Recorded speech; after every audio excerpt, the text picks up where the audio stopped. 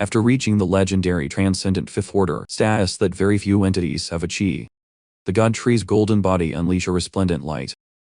But something made him pause upon inspecting his status window.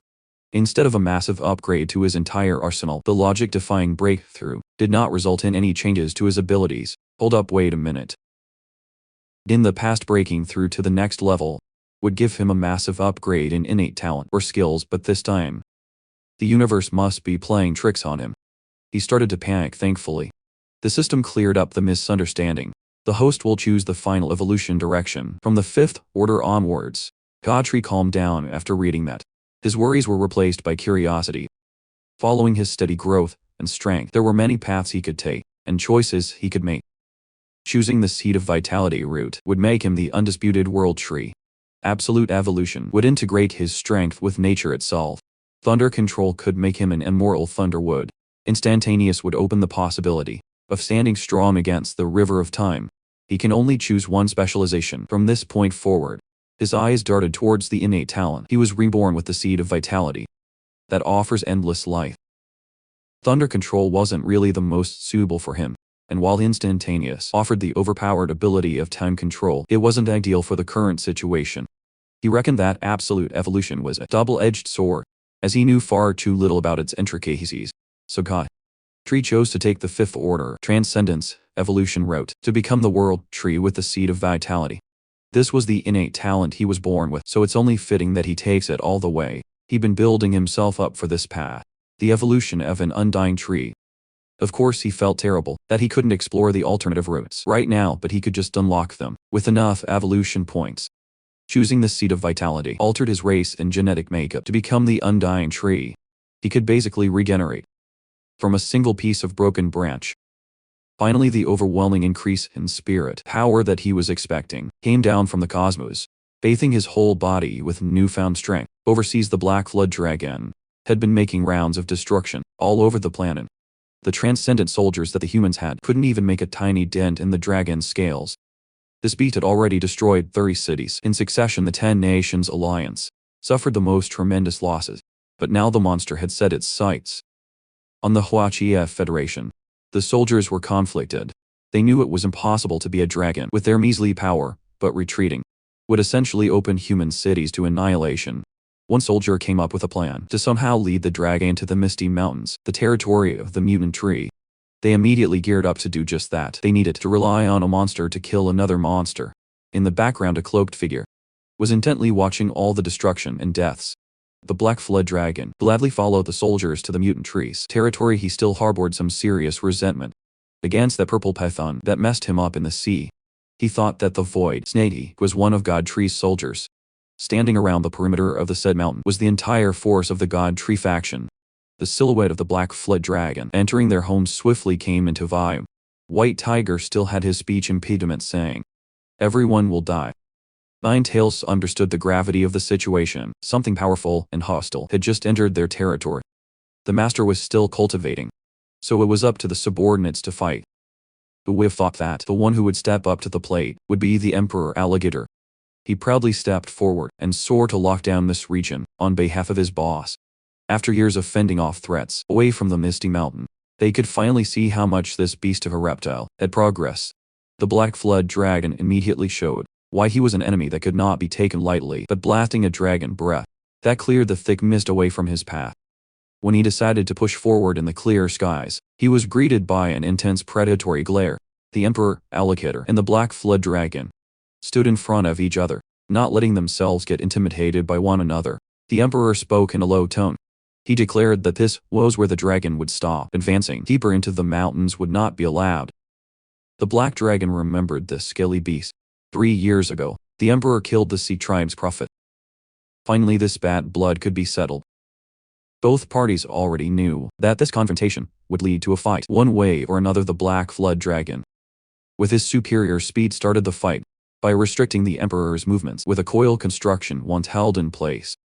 The dragon began amassing a terrifying amount of spirit power in his dragon's breath. The Emperor wouldn't get one shot at it like that, though he transformed into his rock dragon mode, breaking free from the constriction. As his body increased in temperature, he grabbed the dragon's body with enough grip strength that it looked like he was about to tear it apart. Since the intruder kept on flexing with his dragon's breath, the Emperor decided to do the same. And so, the two draconic beasts were locked in a stalemate, while they were priming destructive attacks to throw at each other at point-blank range. When they unleashed it at the same time, destruction ensued. Everything within the vicinity must have melted out of existence. The explosion, as big and destructive as it was, did not even put a dent in the Emperor's rock dragon mode. But the Black Flood dragon did not suffer any injury, either. It was a draw. What the dragon did next to break this tie was brutal. He chomped down on the Emperor's nape, like it was bloody lunchtime. He was starting to realize that, aside from the mutant tree, this mountain was filled with formidable beasts in the fourth order of transcendence that could not be taken lightly. While grating his teeth through the painful bite wound on his nape, the Emperor focused his power on his sharp claws. His revenge came quickly. A massive gash was painted on the black dragon's body, blood spurting out in excess. Infuriated, the black dragon used his go to move the white dragon's breath. This time the alligator was prepared, and he got his defenses up in time to take the hit. Without any problems, he managed to stand tall against such a destructive technique. Who wouldn't be hyped if they did that? If you looked at it from afar, the eye test would suggest that the black dragon held a definitive advantage in size and genetics, but even Ninetales was surprised that her brother was actually going toe-to-toe with a mythical beast. If the two monsters kept at it, they might go on fighting for a long time without a winner. Moreover, the Emperor had the added duty of naming his surroundings, so as not to interrupt Godtree's cultivation.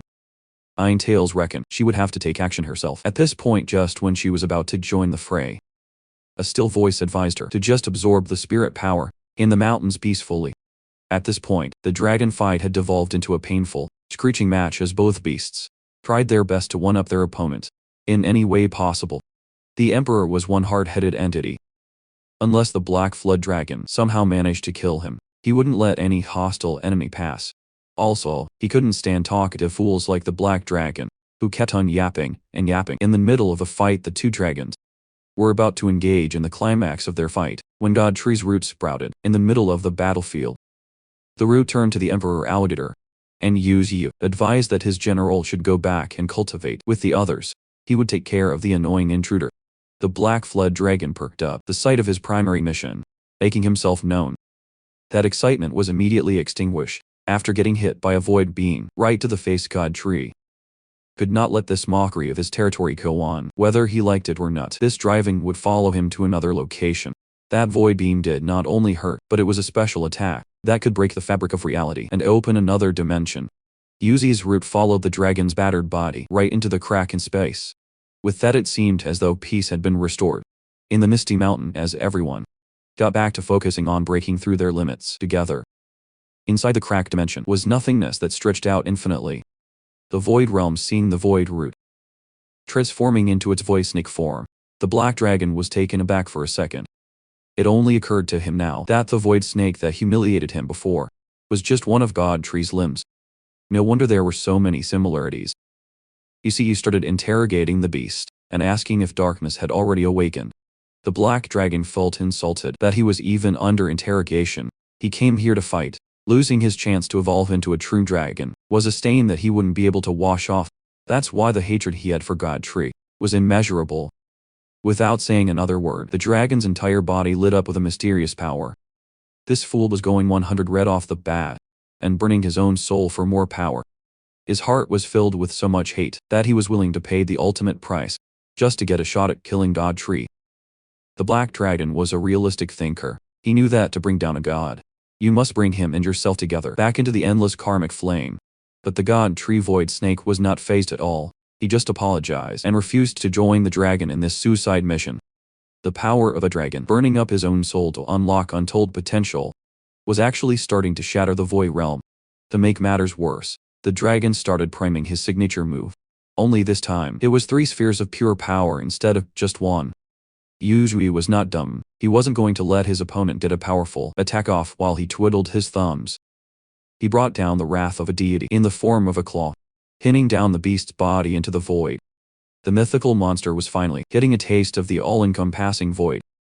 A weapon so powerful it seemed impossible. Void Snake looked the dragon directly in the eye. This powerless ant, that's parading in the skin of a mythical beast, wanted to kill him in a one-on-one fight. The gap in their power was so vast that even the dragon himself failed to see where he stood on the scale. Coiling his body around the beast, you see, you wanted to impart some words to be passed on to darkness. Looking at the dragon's ugly face, he immediately changed his mind. Instead of releasing the beast back with a message, this mythical monster could just become another commodity for his evolution. The dragon laughed like a madman, even after being beaten horrendously. The beast still had faith that his king, the darkness, would trample over God Tree one day. Tired of all the nonsense that this worm was spouting, Yu tightened his coil and crushed the flesh and bone in the dragon's body. You're a victim. It was like squeezing fresh orange juice in the morning. It's perfect if you happen to like drinking dragon blood for breakfast with the enemy dealt with. Yu called out for his soul soldier, residing in the void realm, Leon the mantis. As soon as he made the call, a sharp aura came, darting through the emptiness at ridiculous speeds. Leon had undergone quite a transformation after staying in this realm. His body had adapted to the harshness of the void, making him an efficient hunting and killing machine. To date, he was getting quite an impressive treat. The entire body of a black flood dragon to feast on. It would undoubtedly be a great help to him. Leon did not waste a single second and started munching on his hearty meal. Godtree watched from the sidelines. Leon's last breakthrough was thanks to the 9-colored spirit power during the tide, reaching the third order within this void He could finally feel the breath of other living creatures besides the Leon. There were definitely other void races lurking around this endless space. The mantis just finished his meal, and a dramatic increase in power coursing through his body almost tore him apart. There was no doubt about it. Zillion was evolving. Evolution through the process of devouring flesh is a ferocious way to grow stronger. That's what the void does to living beings. After eating the freshly killed corpse of a mythical being, Zillion absorbs some of the dragon's natural gifts, stemming from a superior bloodline. The void is like a separate universe, nurturing different kinds of creatures. Maybe Godtree can explore and subdue a few more void creatures similar to Zillion. If he continues to grow stronger, he'll eventually run into them. Speaking of Zillion, the humble mantis that just wanted strength had his genetics shifted, now belonging to the Void King tribe. His innate talent plays a huge part in his adaptation. He has Void Claw's hunting instinct, the breath of the sea, the rhythm of the void, stealth, and now dragon skills. After snacking on an entire dragon, the mantis' body has grown to more than 2 meters, just about the same height as Chingon. He used to be a tiny mantis, nurtured initially to be an assassin, but he might be too massive for that role now. But that won't be a problem. Based on the aura he was emitting, his killing potential wasn't diminished at all. In fact, he's even more horrifying now. That's only natural, as the Void tribe can be considered one of the most powerful races. Now that the blood and flesh have been bestowed upon Leon, it's time to figure out what to do with the rest of the dragon's remains. Of course, Yuji can afford to waste a dragon's soul, so he promptly took out the essence of the beast in the form of a white sphere. Holding it in his hands, it's unbelievable that the life of such a powerful being could be reduced to something so tiny. Godtree exited the void realm and began looking for Xiaoling, who was cultivating in one of his winding branches. As soon as she heard her master's voice, Xiaoling paused her cultivation. He intends to give her the high-quality soul sphere of the Black Flood Dragon. Although part of it was destroyed in combat, it should still be considered a priceless treasure. This was perfect. A sphere that contains the soul of a mythical beast would be the most fitting catalyst for her to break through to the fourth order, defying all odds. She now has 2 beast spirits residing inside her body. One was the centipede she's been nurturing for years, and the other was the unruly dragon. Overall, the fight in the Void Realm yielded some decent returns. It essentially bolstered their forces by helping Leon and Xiaoling reach the fourth order. Xiaoling, among the crowd, some beasts even paused their own cultivation to watch the spectacle. The centipede and dragon soul dance all around her body, letting themselves be absorbed. They ultimately coalesced around her, boiling and winding in a bright white and purple light. The centipede manifested into a purple earring that attached itself to her left ear. The same goes for the black dragon, which took the form of a black earring and equipped itself on her right ear. It was a massive success. Xiaoling could probably contend for the title of the strongest human right about now. The first one she saw upon opening her eyes was her generous master, already expecting her successful evolution. Xiaoling smiled with joy. The power she now possesses is immense. While Godfrey was busy praising one of his generals, a spirit power spike could be felt in the distance. It looks like White Tiger wanted some attention for himself. Shoo, as he began warring, as his power level shot up drastically. Opening his wings, the overgrown cat dramatically made his breakthrough in the air for everyone to see. It's a well-deserved evolution. He's been working hard with Thorm and Shaolin and managing a save for the past 3 years. But so is everyone else, and they are reaping the benefits of their hard work simultaneously. Shingang, Tyrannosaurus Glacier, Demon Cow, and the rest of the gang were pushing themselves to the limit, enriching their bodies with the spirit tide. They say that when it rains, it pours. That's definitely what's happening right now. Godfrey has been waiting for this day for a very long time, the day when everyone gets strong enough to stand with him at the peak. The cosmos gave its blessing, and the enemies of the Misty Mountain better be prepared for what's to come. Speaking of enemies, let's see what's up with the beast-riddled continent of Australia. They're what's left of the Australian humans are fighting hard, but they are essentially fighting a losing battle. They might get a kill or two out of desperation, but the sheer number of beasts and their superior strength might just be too much to survive. A lone soldier, who's been fighting against a beast attack for who knows how long, is starting to run out of steam in this world and era. Australia is made up of 14 sovereign countries, all of them suffering from different degrees of ambush. Out of every continent in the world, they have the highest scale of destruction and casualty count. Even the soldiers that the government deploy, their best of the best, were falling like flies. Everyone is dead, leaving only a few stragglers to mourn for their lost comrades. They managed to protect one city, but almost everyone died in doing so. The team leader half-heartedly advised his troops to wipe their tears, as they successfully did what they set out to do, protect the city. Those who sacrificed their lives for the mission to succeed did not die in vain. That's their consolation prize. That's the sentiment that they must repeat in their minds to go on, now that they successfully defended the city. What's next? They should go home with their family safely, right? Ain't nobody got time for that. Well, how about bursting into nothingness? Vaporized by nuclear levels of biohazardous substance. The team leader watched as his remaining soldiers were wiped out of existence. He must not have realized that he's in a messed up coma. Who's the culprit, you asked? Well, we've seen one of them before. The world dubbed one of them the Destruction Beast. Australia all those years ago. The world was plunged into hopelessness when one of these bastards wreaked havoc, and now there are dozens of them coming out of the ground, as if they spawned from hell to cause mayhem. Their roars are shrill and grating. Their strength is devastating. I would really hate to be a human in this verse, bro. Back in the Misty Mountain, the simultaneous evolution continues. The spirit tide was working overtime to supply the beasts with enough spirit power to step into the next level. Standing out among the beasts was our favorite golden assassin Sparky, surrounded by his army of war-tested mutant ants. Surprisingly, Sparky has unlocked a heavenly emperor ant's bloodline slumbering inside him. This ultra-rare bloodline granted him unparalleled strength and a constantly evolving exoskeleton. You notice this unexpected royal bloodline evolution from afar aside from Sparky. The Queen Ant has also awakened, the Empress Ant bloodline. The Ant army just kept on surpassing their potential, one after another. But the threat of darkness is awakening is disconcerting from the Misty Mountain. Godfrey can sense the abnormal spirit powers spreading across Australia non-stop. There's no doubt that darkness is gearing up for a terrifying attack, and they only have a limited time before the spirit tide officially ends. Logically speaking, the enemy won't make a move during this period of free spirit power in the air. He reckons that the rapid recovery of the Black Flood Dragon should be Darkness's doing. This means that just like Godfrey, the embodiment of evil evolution is also recruiting companions at the moment.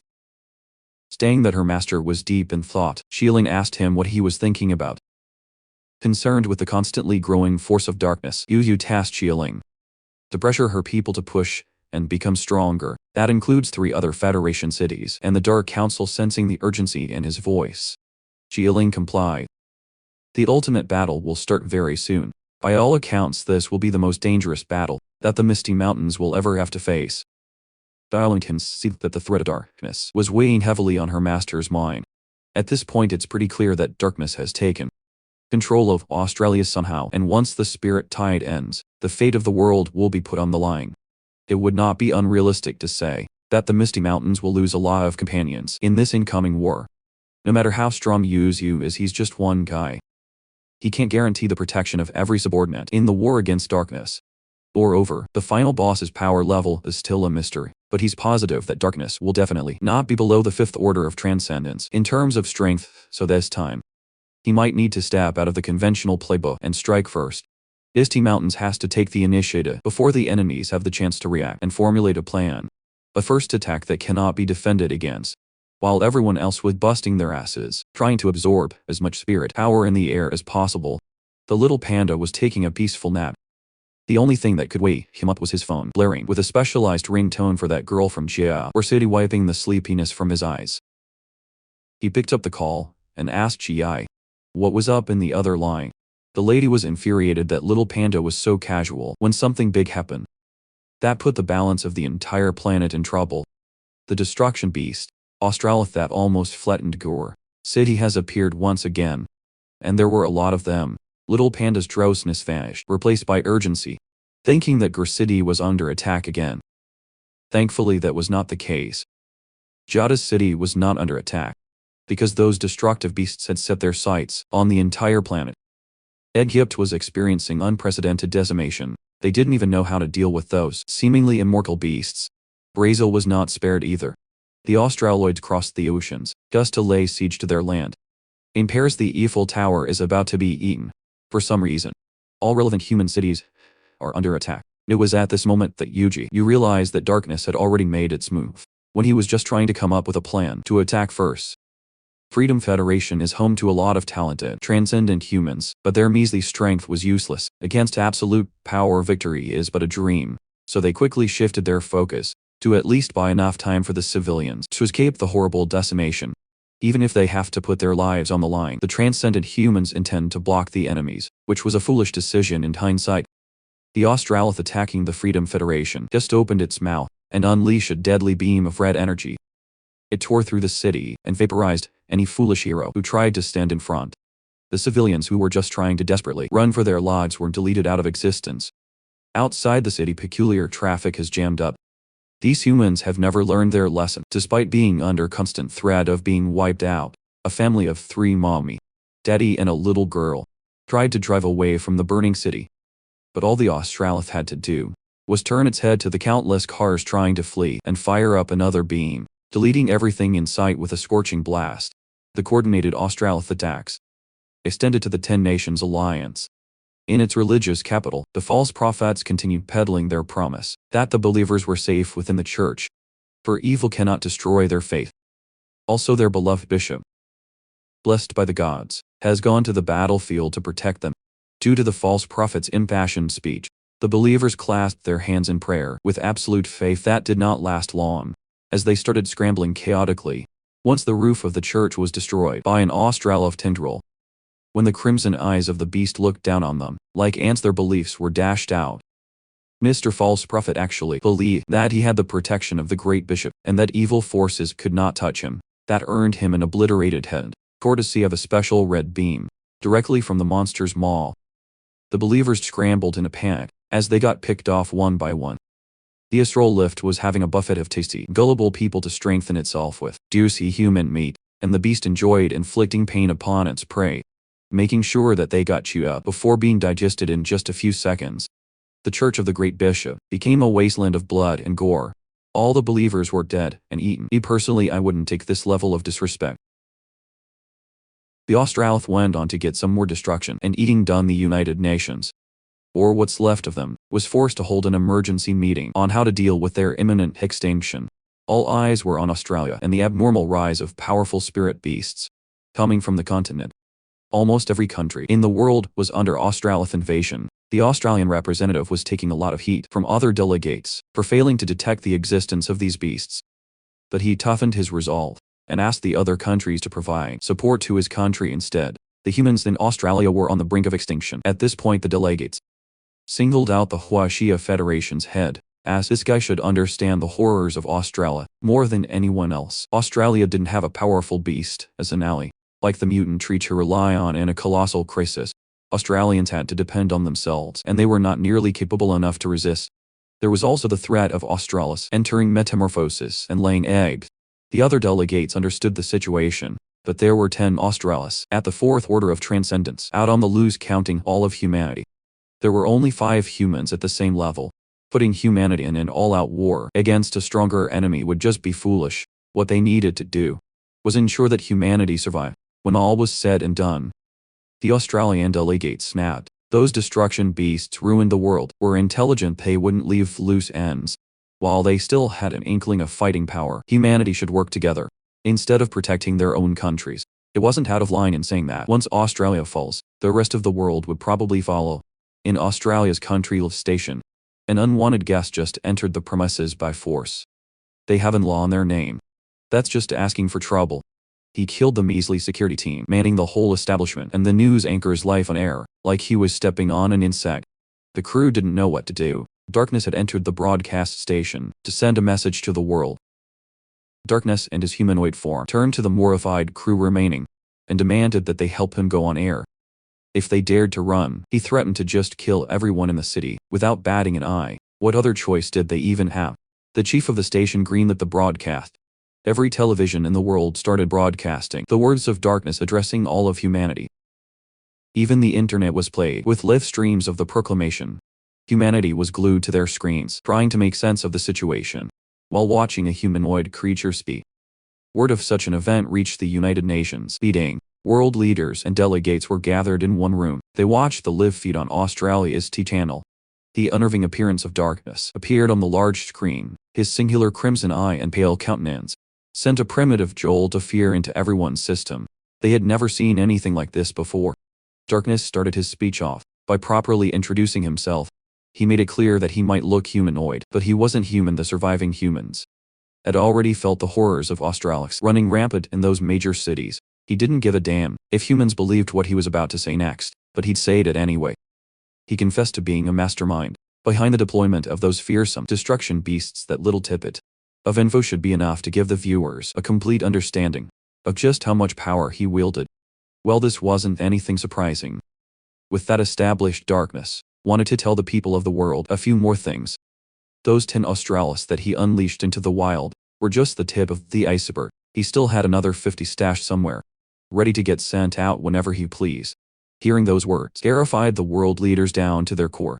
The hopelessness of their situation was starting to sink in, but Darkness didn't stop there. Other than the 50 Australis, beasts that were 4th order and above, numbering more than 1,000, were waiting on standby. As for beasts in the 3rd order, he had countless of them itching for action. Moreover, Australopithecus were not even the most potent beast under him, but it should be more than enough to be considered extreme for humans. Why is he flexing so hard though? Chill. He proclaimed that very soon he would issue the slaughter of all the humans on this planet. But he was willing to give them one last chance. Humanity must follow his orders, and he considered leaving a piece of land where some of them could survive, preventing their extinction and continuing their lineage. As for what this chance was, or what kind of orders Darkness had for them, everyone was on pins and needles to find out. Darkness's tone shifted into a more serious one. He simply wanted humanity on his side, for a crusade against that hateful tree. Everyone knew what this order implied. They were being forced to choose a side in a war of gods. Darkness continued that if humanity helped him get rid of that mutant tree, they could continue living safely in their very own corner of the world. Thankfully, Little Panda had internet in the Misty Mountains, and they were able to watch the broadcast live. God Tree did not see this coming. Darkness was actually trying to put him in a position against humans. Ben. As if sensing his eyes glued on the tiny phone screen, Darkness started addressing Yuzi personally. He wanted to ask if God Tree still remembered what they said to each other previously. The last time they clashed for a short time, Yuzi vowed to defeat Darkness. With a twisted smile on his face, he admitted that these humans wouldn't be that useful to his cause, but he'd still take pleasure in watching them play around. Hearing these 6 sentiments out of the humanoid's mouth, everyone realized that Darkness saw the survival of humans as nothing more than just a game. Darkness continued addressing Yuzi personally, promising that they would be meeting each other very soon. At that time, he vowed to kill every single beast in the Misty Mountain, while forcing God Tree to watch. Bro is evil to the core. Now that he said what he wanted to say, Darkness wanted to leave humanity a little gift, just to prove that he was not lying. He would destroy the city he was standing in, just for the hell of it. The humanoid's body started heating up and glowing with a nuclear radiance, while the imploding energy leaked out. The first casualties were the T crew. who were crapping their pants from the start of the broadcast. Then the rest of the city followed. As darkness used his body as a nuclear bomb that destroyed everything in sight. The stream naturally cut off after that. The network building was deleted, along with the city and its inhabitants. After all, seeing the satellite feed of the city, darkness just blew up. It was confirmed that everything had turned to ashes in an instant among the burning rubble and debris of a destroyed city. Darkness emerged without a scratch. Isn't this just an average day in Australia? This dude could actually turn his body into a weapon of mass destruction and not suffer any drawback or cool down. How broken is that? After the literal nuclear explosion, the United Nations meeting fell into a chaotic uproar, with country representatives scrambling to establish a plan of action. One of the representatives made a stand to continue the conference where they left off, is see where everyone stood. One idea is already in the back of everyone's mind. They will have a vastly different conclusion and focus this time around, back in the Misty Mountains. Xiaoling was pondering that Teva stunned. Darkness obviously knows that humans don't stand a chance against God Tree. So why did he call them to action? Perhaps darkness just doesn't want Yuzu to be on the same side as humans. No matter how powerful he is, he was still defeated by humans in the past. Maybe that's why he's shifting humanity's target. Or maybe there's another secret reason. Today is the 10th day of the spirit tide eruption from the cosmos. It will inevitably end soon. Perhaps the biggest harvest this time around was the God Tree's 7 dimensions that have tirelessly absorbed spirit power. Each of them expanded to more than 10,000 square meters. During their expansion, the dimensions also obtain new abilities respectively. God Tree can connect the 7 of them and transfer energy amongst themselves. Using the dimension of Earth, he constructed a vast, scorching continent within the dimension of fire. He used the dimension of light to condense a light source in the dimension of the Earth, while using the dimension of life to provide vitality. It has become the most habitable of all 7. As for the dimensions of thunder and ice, he did not bother making any drastic changes. These specialized ones can just be used by the beasts, with high affinity to their corresponding elements. Had already decided that the dimension of life will be his own main camp. The dimension of the void is inhabited by Z, Leon, and the mysterious lurking creatures currently. At this point he'll just have to leave the rest of time and expand the 7 dimensions as much as possible. He has to secure as much spirit power as the spirit tide would allow. Back in Australia their expanded spirit tide has grown a lot larger than before, due to the intervention of darkness. This opens an even bigger cultivation spot for everyone in the Australian beast army. The one overseeing this pivotal place was none other than the enhanced kangaroo beast. He noticed the purple-cloaked figure arriving and asked what was the matter. Purple Cloak was having some doubts about whether it was really right for them to follow this new Darkness King. To that guy they are nothing but handy weapons to be used and abused. For Kangaroo that does not matter at this point. This guy got jacked and became so power-hungry that he would take any maltreatment as long as he could get more power. He doesn't care who the king they're serving anymore. He would gladly join hands with their old enemies in the sea, tried an alley with those useless humans, just so he could get bigger slice of the power pie. Their goal is still the same after all. They just need to focus on the obstacles in front of them and destroy them without mercy. Purple Cloak looked at him with disbelief, realizing that this guy was not his friend anymore. Kangaroo did not like that at all. It was as if his comrade was looking through his soul. Purple Cloak just dismissed the matter altogether. But he knew that the kangaroo in the past would never say something so class and undignified. Kangaroo did not deny nor did he get offended. He knew that he had changed more than anyone else. The Darkness King stood at the forefront of the dimensional tier, letting out endless amounts of spirit energy. When he opened his mortifying crimson eyes, he proclaimed that the spirit tide would end in just another week. At that time it didn't matter what the outcome between humanity and the mutant tree trade was. The Australian coalition will only have one mission: eliminate everything. Until they are the only ones who remain standing. At the end the mindless beasts that blindly received power from the new king cheered on with their roars as the war inches closer.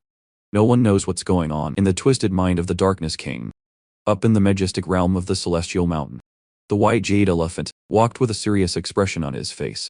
He was seeking an audience with some mysterious beings, standing on their pedestals to inform them of what was happening down on the surface. That darkness has awakened once again. That should be their signal to set off and prepare a few things for the upcoming war. In the ocean depths, Misty Mountain's aquatic unit, which consisted of the Hydra and the killer whale, was also hard at work today. They were heading for a mysterious ancient gate situated in the middle of nowhere. Upon opening this ancient gate, they were greeted by a blinding glare of endless light. The killer whale tried his hardest to peer through the blinding gate, and saw something that shocked him. I don't really know what it is, but it's bathed with a golden hue. Back in the United Nations meeting, some factions refused to cooperate with darkness, as it's unacceptable to throw their forces on the mutant tree, when their projected losses would be 90 of the human population. From humanity's standpoint, no matter what they choose, they're screwed. The difference in their collective strength compared to God Tree or that darkness guy can't be explained with just numbers and data. The head of Huaxia Federation is very familiar with God Tree's feats, and the humanoid darkness's words and actions confused him. He can't quite wrap his finger around it, but something is not right with those threats. Impressively, this guy arrived at the possibility that darkness is threatened by the mere existence of humans on his own while he was deep in thought. The whole building started shaking vigorously. Since the bold proclamation of darkness, the United Nations Conference has gone on for 2 days and 2 nights without making a final decision. And today the building, full of national leaders, was subjected to another shocking incident. Yusuk himself has appeared at the United Nations Council in his sleek combat form, it looks like. The big guy has to step up and move things along for these indecisive bastards. Bro had an immaculate aura, for real. The whole floor of the council was filled with winding roots and branches establishing God Tree's control. This ugly conference room was due for renovation. Anyway, you might as well pattern it out of God's body. Seeing the unexpected arrival of one of the most powerful beings on the planet, everyone was at a loss for words. These nation leaders were defenseless. The entire political roster of the world could be wiped out any second. The Federation head was mortified, but for different reasons. He already thought that there was something more to Darkness's speech. Perhaps it was time to get some answers. Yu Yu's arrival was flashy and control. He demanded everyone's attention and fear by his mere presence. He started off by politely jabbing at their unexpected meeting in such a formal setting. As far as these incompetent leaders knew, the God Tree should not have moved from the Huaxia Federation. There was also a spirit power isolation system installed in the building, so they should have been alerted. Well, such things are totally useless against an absolute powerhouse like the God Tree. He simply picked apart the system casually on the way to this place. Every leader was trying not to crap their pants, thinking that the God Tree appeared to prevent humanity from joining hands with darkness by getting rid of them, but he dispelled all those thoughts by insulting the world leaders for their narrow-minded thinking, as always so. He wouldn't bother with niceties and get straight to the point with his agenda. He asserted that he was not going to play any tricks like the one Darkness tried to pull. With that being said, he promised that if humanity tried to go against him, every single human would be wiped out from this very planet. He gravely emphasized the point that he would not leave a single human alive for those who weren't convinced yet. Out of every leader in this conference hall, Yu Yu singled out the head of Huaxia, the one who probably understood him relatively well. Yu Yu honestly admitted that he wasn't clear why darkness was targeting humans yet. But there was one thing he could tell everyone for certain right now. In the previous era, darkness also descended upon the world. And at that time, humans were the ones who defeated darkness with their own hands. Hearing that wild fact was almost impossible to believe for the humble, powerless humans at the conference. Huaxia Federation's head steered the conversation back to business and asked Godtree what his real goal was in crashing the meeting. It couldn't have been just to tell them this unverifiable information. Yu Yu kept it plain and straightforward. He divulged his plan to start a war with darkness.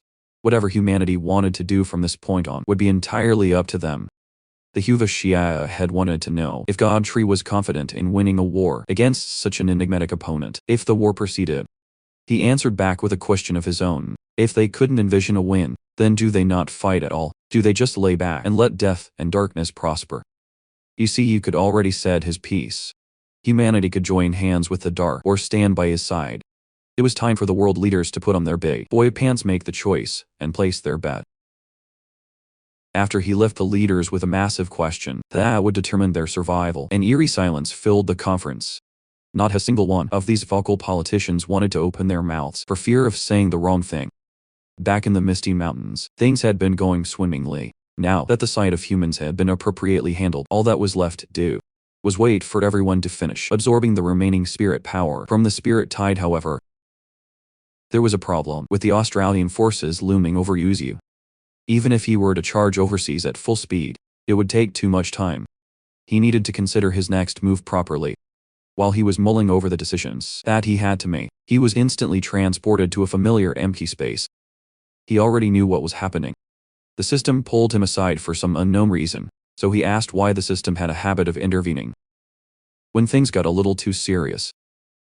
First, its disembodied voice commented on Yuzu's adequate preparation for the incoming war against darkness.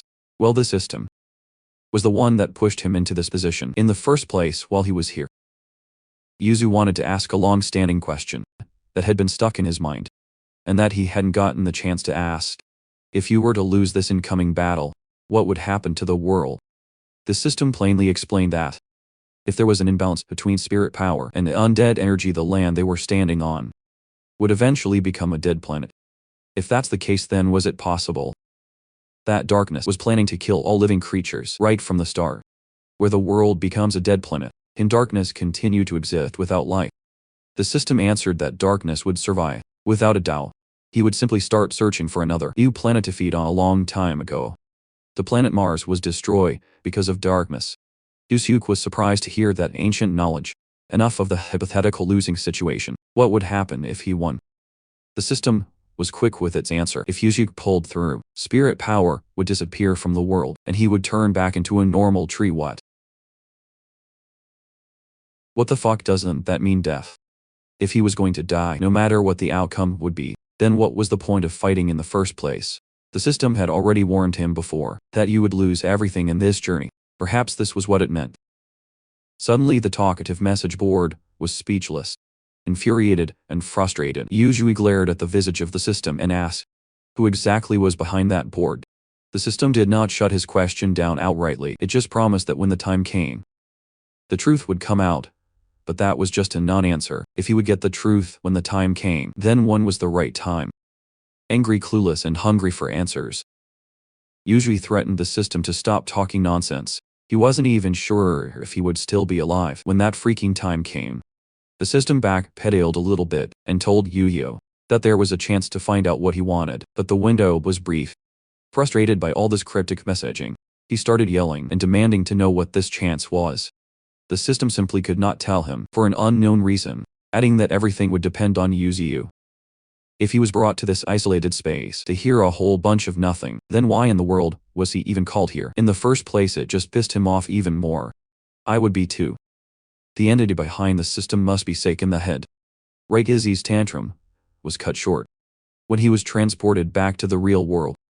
The spirit tide was still raining down blessings, and his 7 dimensions were still expanding. That trip to the unknown dimension just muddied everything up in his mind, except for his bad ending. No matter what happened every time the system spoke, it spoke in riddles. It was a bastard move. Not gonna lie, but Yuji was not the type to give up so easily. Since the system refused to tell him anything substantial, he would just find the answer by himself. While the boss was fuming in the mountains, the Flame Empress had flown back to her territory to call a critical meeting with her army, made up entirely of genetic freaks, the Dark Council. Just look at the devious smile of her vampire butler and the glares of her human-beast hybrid soldiers. You already know they mean business.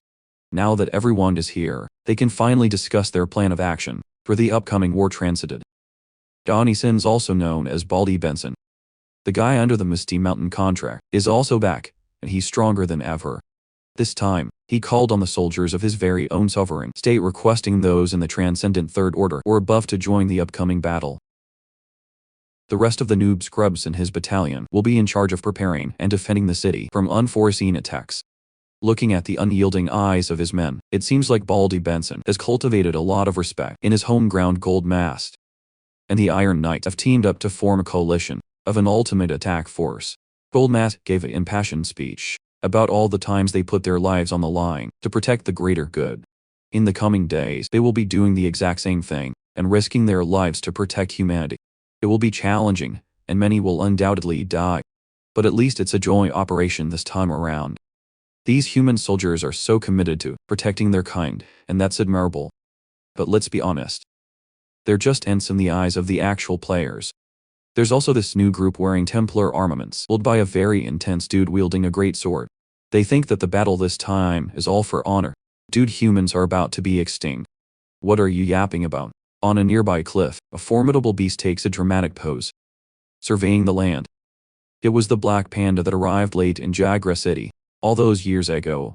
His focus might be on the wrong thing. The war is coming. And he's thinking about his little brother, the little panda. 4 days remain until the end of the spirit tide. The United Nations finally made up their mind and came together to fight against something. They chose to declare darkness as their enemy. In the 10 Nations Alliance, destruction and death had become commonplace. The Australites were still roaming the land, but one of the beasts has surprisingly perished. In an incredibly brutal manner. It has been turned into a disgusting donut. A single man stood up against a seemingly unbeatable beast that even the God Tree had a tough time against in the past. It came at the price of a whole lot of civilians and believers, but the Australith's reign of terror is finally over, at least for now. The great bishop was not a fraud after all. He's actually a decent fighter. He turned to his subordinate to get a casualty count. He already knew that it would not be low out. Of the 300 people the church deployed in hopes of vanquishing evil, only 8 people were left. That's an unprecedented death toll. Hearing the number of hundreds of thousands of people who died fulfilling his orders, the great bishop huddled down and ordered the assembly of even more men. Bro is psychotic for sure. A new battle is about to start, and he can't afford to get upstaged by beasts. He has a godly reputation to uphold. Below Freedom Federation Sky City, a familiar figure has been messing with metals. Engaged in his own training art. He managed to coat some kind of beast in a metallic prison, consisting of scraps from broken infrastructure all around the city Uri. The master of magnetism has bounced back from his embarrassing loss in the open ocean, and managed to subdue one of the roaming Australites in his area. He owed this power up to the spirit tie, which raised his strength by a decent amount. If not for that boost, he would have been helpless against this beast too. In the epicenter of evil, also known as Australia, human settlements were pretty much wiped out of existence, burned down to ashes since darkness awakened. Australia's 14 countries have all faced varying degrees of destruction. They have been plunged into a state of absolute anarchy. It's fitting to label it as hell on earth. The current human death toll has already surpassed 3 million and is still counting. Dead bodies littered the streets. Those who have luckily survived had to unluckily try their hardest to evade getting eaten by the rampaging, hungry beasts. But the story always ends up with the monsters making dinner out of fleeing humans. Nearly all hope has been lost. Still, some million groups equipped with useless firearms are trying their hardest to resist the incoming beast tide, trying to rip them to shreds. Unfortunately, their fates always lead to being just another meal for ruthless monsters. Some resist until the end, letting go of their lives just to get another fire of heavy artillery, in hopes of doing some semblance of damage. Based on the latent destruction that explosive shells provide, it might seem that the resistance is making some dent in the enemy's numbers. They can eliminate some of the smaller and lower-level beasts. It relieves some pressure for everyone, at least as the armed forces number dwindles. The belly of the beasts gets fuller. At this point, they probably accepted the fact that death is imminent, so they might as well go out with guns blazing. They were so focused on the land beasts trying to encroach on human soil that they failed to notice the aerial beasts swooping down from the skies. The bird beasts let out a shrill screech as they started picking off snacks from the ground. Just like the beasts walking on 4 limbs, the birds that dominated the skies were brutal with their methods. These overgrown chickens like going straight for the head, biting down hard and tearing bodies in half. As the final line of defense, the tanks lined up near the city and pointed their high-caliber tank guns in the air. It worked. The birds were too busy snacking on human flesh, only to get blasted with some heavy artillery in the face. Overall, Australia has become a zone of death for small-time beasts and punny humans alike. The once prosperous state has been plunged into absolute mayhem. Some of the survivors were lucky enough to evacuate on time, hiding themselves in underground bunkers for safety. But the unnerving silence outside the evacuation area is slowly breaking everyone down mentally. They wonder if the beasts have been cleared or if they could safely step out. Little did they know they were asking the wrong questions. The reinforced bunker gate started thumping and flexing. Everyone turned their attention to the sound, hearing the worst possible scenario. The thick bunker gate was forced open with sheer force. It was like it was ripped out of the concrete it was securely attached to. No one dared to make a sound. The survivors chose this bunker for its airtight security. Who would have thought that a single intrusion would make it their inescapable grave? The beasts that found the hiding spot looked like they were up to no good, as if they hadn't eaten in a while. In another air raid shelter, the situation was a little better than in the previous bunker here. The survivors are on lockdown without any phone signal coming in, as the network towers in the city above were destroyed long ago. Food will run out soon. So they need a plan. There's a growing sentiment among the civilians that this predicament was also the incompetent government's fault for being useless in a crisis. Suddenly one of the evacuees happens to catch a signal to get some updates from the outside world, but he didn't like what he saw at all. Today it marks the 5th year of the Spirit Power Recovery era. Today was the day that a massive country was completely and utterly destroyed by beasts. There are only 13 remaining states in Australia, and that number can still go down at any moment. The entire continent has become a battlefield, with humans failing to defend themselves, time and time again. Rescue operations are out of the question. What remained of the military forces strongly urged the survivors to take defensive measures and prepare food reserves in any way they could. But those advisories are just meaningless, empty words in the end. The Australians were left with nothing but despair. Australians be like, and I've decided that I'd want to die. At that moment something big was happening. In one of the surviving Australian states, war-tested veterans have lined up to be deployed on the harshest mission they have ever been on. Once again, everyone has been fighting on the front lines non-stop for the past few days. Many have lost friends and loved ones. The commander of the task force himself had lost his son and daughter in the fight against the Australia. That's why those who are still trying to survive eat them. There are many cities where citizens have been trapped and are awaiting rescue from now on. All the missions will be one-way trips. Everyone has to be willing to give up their life for certain in the upcoming grueling missions. The forces answered affirmatively in unison. It may not be the strongest force out there, but they certainly have the passion to save those who need it. Attack helicopters were loaded with the military forces and immediately departed for their drop zone. Back in the Misty Mountains, the spirit tide, crack in the space, was starting to wind down with the spirit power rain. It slowly shrunk in place until the radiant crack in space was barely visible at all. Guide Tree watch as the bountiful gift of the spirit tide got thinner, in real time by his estimates. There's only one day left until it officially closes. The closing of the tide will be the global call to the final war. And now that war is coming, it's time for Yu-Gi-Oh to uproot his main body and make some moves back in Australia. Another bunker is under threat from beasts that have found their way to the shelter's doorstep. Based on smell, they trust that the gate is sturdy enough to protect them, so all they have to do is stay put, and the beasts won't be able to penetrate. But the hippo beasts looked extra hungry and ferocious today. The sounds of their heavy footsteps filled the bunker with uneasiness and fear. They wanted to believe that the reinforced gate would hold up, but that belief is starting to get thinner now. Then the thing that they feared the most happened. The security gates that were supposed to keep them from harm's way started shattering under extreme pressure. Some evacuees had a bigger resolve to live than others. They had kids in their man. And if you were a kid in an underground shelter that's about to get infiltrated by hungry hippos, would you freak out too? Using their entire body weight, these beasts were determined to bash through that pesky hard door and get to the meat inside. Seeing that the gate was about to give in, some survivors finally gave the call to get the hell out and quickly make their escape through the other gate. That turned out to be the only move, as the gate finally collapsed under the hippos ramming, letting in several hippo beasts to go crazy. They didn't care where they stood. They would nonchalantly shatter a man's skull if it meant they could get to the copious amounts of human meat. After entering the security bunker, the carnage immediately commenced. Blood and gore filled the room as the hippos conducted an all-you-can-eat buffet. Those who escaped the initial feast ran for their lives, pushing each other in a panic, eager to reach the other gate. A father carrying his daughter had a grim expression on his face. He couldn't let his little girl die in a place like this, eaten by beasts like those. But the hopeless situation continued. They couldn't catch a prey.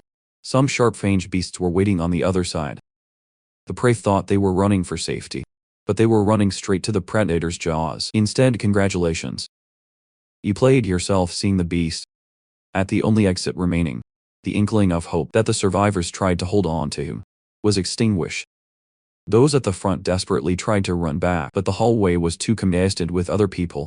The people running away and the people running in were now stuck together. Everyone was going to die while being trapped in a miserable, crowded hallway. Vicious beasts had flanked both the front and the back. It was a hopeless situation with no wiggle room at all. Those on either side of the congestion perished while screaming in fear. The father carrying his daughter tried to shield the little girl from the horrific vibe and sound. It didn't matter if he died. He just wanted his child to survive. Everyone's prayers were answered by the sound of high-caliber weapons being fired from a distance. These Piercing bullets lodged themselves deep into the bodies of the sharp-fanged beast, pushing them away from the exit. A single file of heavily armed soldiers pushed through, desperately trying to make an escape path for the remaining survivors once the exit was secured. The commanding officer coordinated the smooth exit of the civilians. They had to be quick and organized. The people exited the underground facility, and what greeted them on the surface was destruction. Debris and fire replaced the infrastructure. Without waiting for the other soldiers to get out of the hell hole, the officer threw his explosive kit down the stairs. Without hesitation, they had to sacrifice brave soldiers just to avoid any more beast problems down the line. They had to be swift and decisive. After all, in the air, a rescue plane was already preparing to land and scoop up the eager survivors. Seeing that plane must have been like seeing God in the flesh. One moment they were on the brink of being brutally eaten by beasts, the next they were about to take to the skies. The military officers coordinated the boarding of the plane, trying to cram in as many people as possible. However, less than half of the civilians were allowed to board. The aircraft had already reached its limit, and taking any more people wouldn't have been possible, or they would have risked crashing the plane. The people panicked and demanded to know just when the next plane would come to rescue the rest of them. The officer didn't mince words and just apologize that this plane would be the last one. Once it takes off, the military will drop spirit fire bombs in the area to delay the beasts from attacking other cities. He gave it to them straight up. The people who are unable to board the last plane are going to die here, plain and simple. The survivors went from a hopeless situation to regaining that hope, only for their hearts to get crushed once again. Children were going to die. Thankfully, the father and daughter from the bunker were two of the few lucky ones who boarded the plane. The father had already lost his wife to the chaos. He couldn't lose his little girl too. But when he looked at those who weren't so lucky to board, he saw a mother carrying an infant, her tears of desperation visible even from afar. He tried to avert his gaze, just focusing on his own child. Then an old man, who could have just coasted to safety, stood up and proclaimed that he wouldn't leave, giving up his ticket to stay alive. He wanted to give his spot and this chance in life for that baby. Instead, the old man insisted that he had already lived for a long time. An infant was more qualified for a chance to board the plane to safety. Instead, pressed to pay respects to the OM.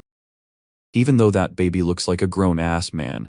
That brief display of what humanity is all about lit a fire in the survivors' hearts. One by one, the adults who had secured a seat to safety stood up and gave up their ticket to a new life for those they thought deserved it. More able-bodied adults started exiting the plane and going back down to the battlegrounds grounds, knowing full well they die when the spirit fire bombs descended.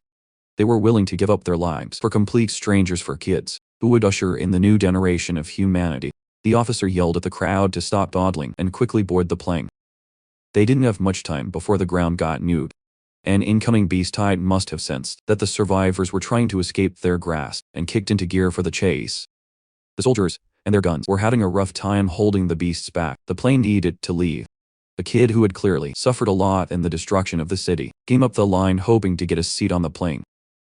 The father, carrying his daughter, looked at the little boy and his heart couldn't help but itch. He looked at the kid, who was about the same age as his little girl, and felt the guilt of being given a seat on the plane. The boy did not speak. He just stared at the man with horrified eyes. Unable to bear it any longer, the man gently put his daughter down and looked her straight in the eyes. He reminded her to take care of herself and grow up. Well, the father knew that it would not be possible, but he promised to find her a bit later. Before the plane closed its doors to depart, the father gave up his seat, opening one more spot for the little boy below. When the plane door closed up, the reality of their current situation kicked in. They were about to die.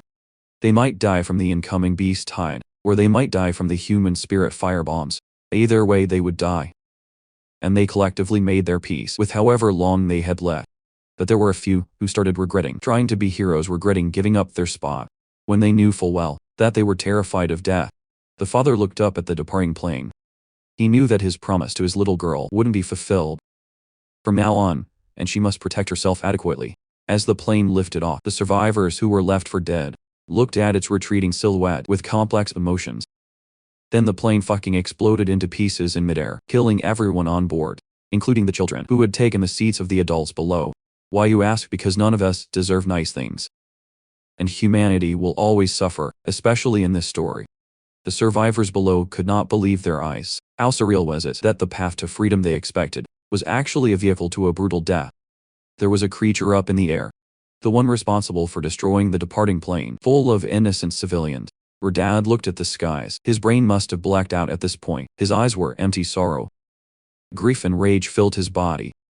Then at their rear, thumping sounds could be heard as the beast tide closed in. Most of the deployed military forces have fallen, eaten by merciless creatures. The remaining soldiers with guns slowly backed away, trying to ensure just a few more seconds of buffer before the beasts could reach the civilians. Their bullets might have worked against small-time beasts, but medium-sized monsters were immune to damage from armor-piercing rounds. When the enemies closed in, the few remaining soldiers did not stand a chance at all. Guttural roars filled the air as yet another round of running for their lives commenced. Dad hurriedly grabbed some metal pipes from the debris on the streets. He jumped towards the nearest beast with murder in his eyes and stabbed the furry monster in the eye, spurting blood and blinding the monster. He was already dead inside anyway, so he might as well take some enemies down with him while he was at it. Even the act of stabbing a monster in the eye wasn't nearly enough to erase the pain of losing his daughter in the cursed plane. He screamed and cried he wanted his little girl back. But his rage was reciprocated with a claw slash, sending him flying in the air. Dad dropped on the ruined pavement, puffing up blood as he bled eternally. Then one of the real heavy hitters made its entrance, and another Australia jumped into action with the beast tide and a few more reinforcements to wipe out powerless civilians. It wasn't enough to just call it overkill. At that moment, the Spirit firebomb deployment commenced. The plane might have failed, but they still needed to delay the beast march. The firebombs did precisely what their name suggested. They blanketed the ruined city with even more destruction and scorching flames. Dad knew he was probably going to die right there and then, but he was unwilling to go down like this. He wanted revenge if he couldn't do it himself. Then he asked the heavens for someone to do it in his stead. Anyone would do. He just wanted his little girl to get the justice she deserved. And the heavens answered his pleas when an unexpected guest made their entrance by socking one of the marching beasts in the face. The punch sent the monster rolling on the dirt, shocking the rest of the gang. This guest wasn't originally from Australia. He had massive angelic white wings. He had a fierce and sharp set of fangs, capable of tearing through anything. He had some beef with Australis for hassling his boss. A few years ago it was none other than White Tiger. The Misty Mountain forces had finally made their move. The war had officially begun, and they're bringing it to the enemy's home court. Now that the Misty Mountain gang has arrived in Australia, war has officially begun. White Tiger opens with his bloody roar to intimidate the small fries. But Australia's beast tide is not a pushover ragtag group of monsters. They have been converted and nurtured as loyal soldiers of darkness in the past few days. If an intimidating roar does not work, then why not try a goddamn hyper beam to mow them down? White Tiger's attack covers a massive, conical area of destruction that vaporizes most of the weaker beasts. But he might have underestimated their intellect a little as one sneaky canine beast managed to sneak to his right, aiming for the neck with its terrifying teeth. Fortunately, White Tiger is an absolute master of close combat. He clocks that canine beast before it can even take a nibble of his neck. He better not forget that there is one Australith in the mix too. This one likes using tentacles as his primary weapon. Those tentacles were heading directly for the oversized white kitty cat. If even one of these landed, it would be a massive problem. Fortunately, he did not crash this beast high party alone. There is also the little panda coming in, literally hot with a blazing fist. That fist landed devastatingly hard on the Australic's face, burning it up like it was hit with a descending mirror. The sheer force behind the punch was enough to knock the destruction beast out of balance, making it falter and fall on its back. Against the ruined city, little panda is fired up. He made a promise to himself that he wouldn't lose to another one of these bastards after he confronted one and lost a few years ago back in JR City. So the main force of this initial clash would be the dumbass duel. Little Panda and White Tiger. Sure, they're not the brightest, but they are supremely reliable in fights. Up front was the cacophony of Australian beasts, primates, birds, marsupials, and insects. They had all kinds of freaks juiced up, thanks to the arrival of darkness. This would be the second wave of the beast tide. Little Panda was getting a little worried, as there weren't supposed to be this many enemies. They must have been attracted by the scent of human blood. Fortunately, the beast tide is not the only one getting the reinforcement treatment. The stable space nearby started cracking into pieces. When a dimensional rift was successfully created, the rest of the Misty Mountain's force started pouring out and stepping into foreign soil. Now that they had made their grand entrance, most senior general, the big sis of all nine tails, turned her ferocity on and ordered their army to kill every enemy in sight. This plan was formed a whole 2 days before, in the Misty Mountains, before the spirit tide officially closed and stopped, giving everyone that juicy free power up Tuska in a tree. Since the inevitable end of that seemingly endless drip of spiritual power coming, they only had a few hours left to make the most of it. He proclaimed that the second the tide ended, they would head straight to Australia. This will be the third full-scale war since the one between Australopiths and humans. A significant difference this time is the opponent would be infinitely more powerful. The stakes could not be higher as well. If they mess up and lose this war, Misty Mountain, along with every living being on this planet, will cease to exist, but regardless of the consequences, they must win this war no matter what. After Gautrey's impassioned speech, all his generals, absolute beasts that look up to and revere him, wore their hearts out in response. Now they can't really take the plane to get into a foreign land. They don't have passports, and I'm pretty sure no airline would take them, so Gautrey will open its dimensions, and everyone will enter, according to their corresponding element. From there, he will bring everyone and travel through the void to rush to Australia in the shortest time possible. Yuju opened his portals, each one had a vibrant color, according to the abundance of their respective elemental affinity. Back to the present, Australia is starting to look more and more like a ruined land, filled with nothing but bleak fire and dust of destruction. It only took the Misty Mountain force a few minutes to deal with the enemies at hand, with the heavy hitters entering the fray. The beast tide did not stand a chance at all, even if they had an Australopith on their corner. King Kong surveyed the area for information and happened upon a guy, clutching a metal stick in his hands, hunched over against the debris. It was the ordinary dad who went berserk. After seeing the plane his little daughter boarded explode in the air, Shingen confirmed his death. He must have perished from the loss of blood, after sustaining multiple wounds trying to fight the beast hordes. In the chat for the good dad, Nine Tails made the call to move to the next coordinate they had planned now that this city had been cleared. Before they moved on, they saw multiple dimensional rifts opening up from the skies, and Gautrey's roots slowly emerging from within every single one. Yuju was not going to let this beast tide go to waste, so he was taking everything, breathing or not, into his dimensions for evolution points. In the middle of the sky, you can see his main body watching everything from the most enormous dimensional rift. He was silently praising his subordinates for defeating a beast tide, pulled by a full-powered Australopith by themselves. Their growth in his absence was outstanding. In the Huixia Federation, officials panicked after receiving reports that the mutant tree had disappeared. Along with a thick mist, they sent a team to investigate, and found not a single powerful beast in the area. The head of state remained calm. You might have a few ideas as to where that enigmatic mutant tree has gone in the Freedom Federation. They were receiving reports of a powerful group of spirit monsters descending on Australian soil. The statesman immediately went to the worst possible scenario, thinking that darkness had summoned yet another group of powerful beasts. Then Huangjia relayed the information regarding Misty Mountain, and things finally started making sense. Our statesmen can't take this pressure. If a force of Misty Mountain had reached Australia, how would they have even done it in such a short time frame, without being detected by anyone? Is the mutant tree so mighty that he can transcend logic and the laws of physics? Deep in the camp of darkness, a familiar set of winding roots has stepped foot behind enemy lines. Inside the body of the king of the continent, darkness excitedly welcomes his fated rival. Those winding roots belong to none other than our boy Yuzu in his convenient demi-combat form. He made a specialized portal just to have a face-to-face with the big, bad boss, the inner circle of Australia's beast force. Maintain their calm and practice restraint. Kangaroo in the purple hood just observed, willingly sneaking behind enemy lines by breaking through the void as a bowler move. This is the extent of Gautrey's powers. Yuyo turned to darkness.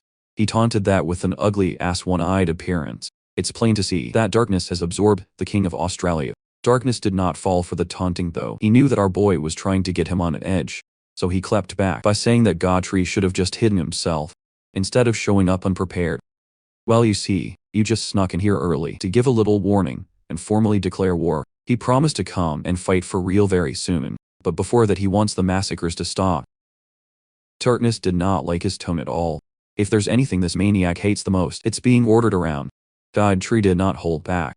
He wanted to see who had the bigger balls. Between the two of them, he advised that Darkness should properly enjoy the little bit of time he has left. Before everything comes crashing down, personally I wouldn't take this level of disrespect. God Tree stood on a stone platform, facing darkness and the entirety of its forces alone. The final boss is tired of all these mind games and mystifying tactics. He wants war and death. He sent one of his green tendrils towards the intertwined roots, carrying God Tree's will, and destroyed it in one fell swoop. The physical form might have been torn apart, but the message was compelling. Kangaroo, as stupid as he is, thought that God Tree was done for just like that the monster they had been gearing up for so intensely had died thankfully.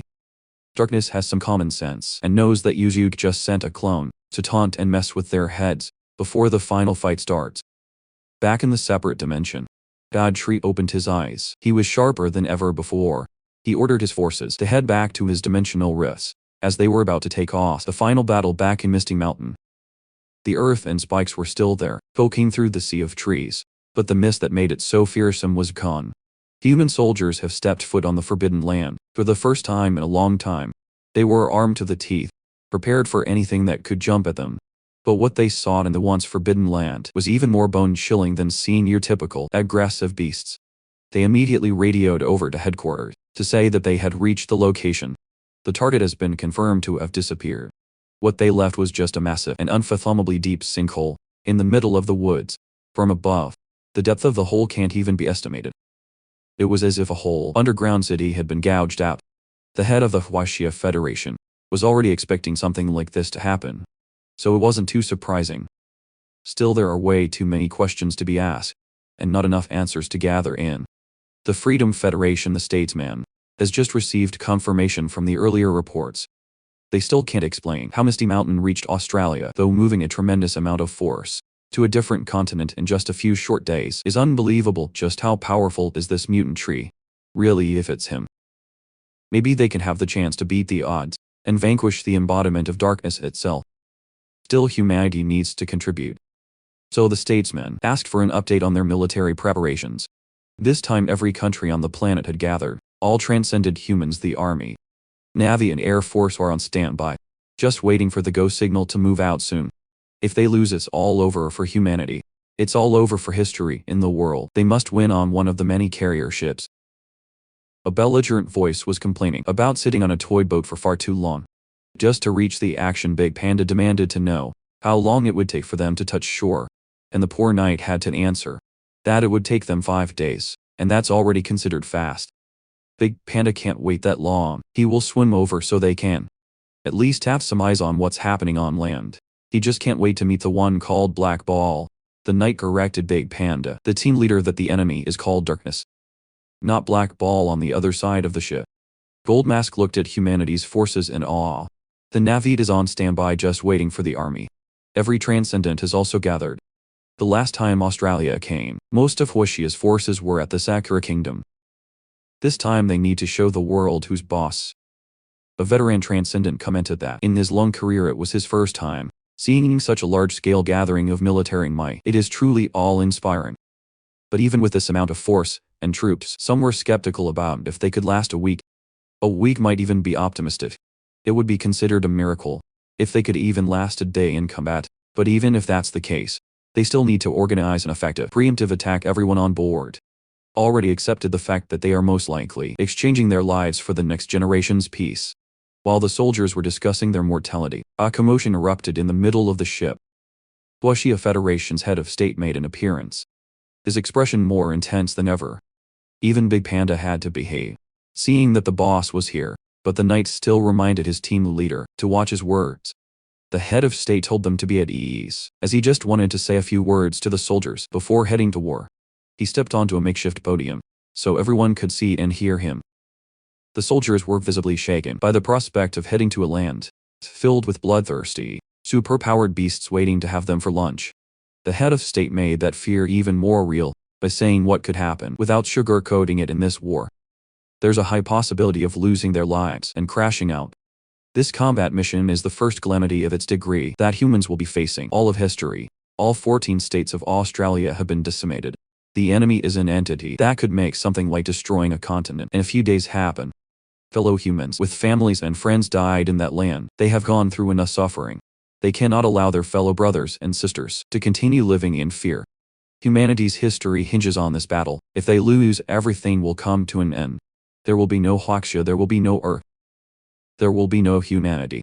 That's why even if they only have one living warrior, with Huaxia blood still standing, the head of state implores them to fight, till the bitter end. They need to do so not just for themselves, but for the future that's waiting for peace.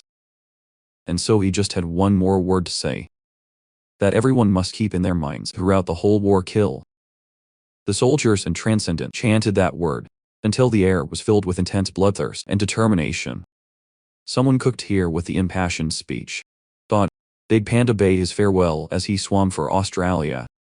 Upon hitting the water, the big guy did not stop paddling, just to reach the battlefield as fast as he could.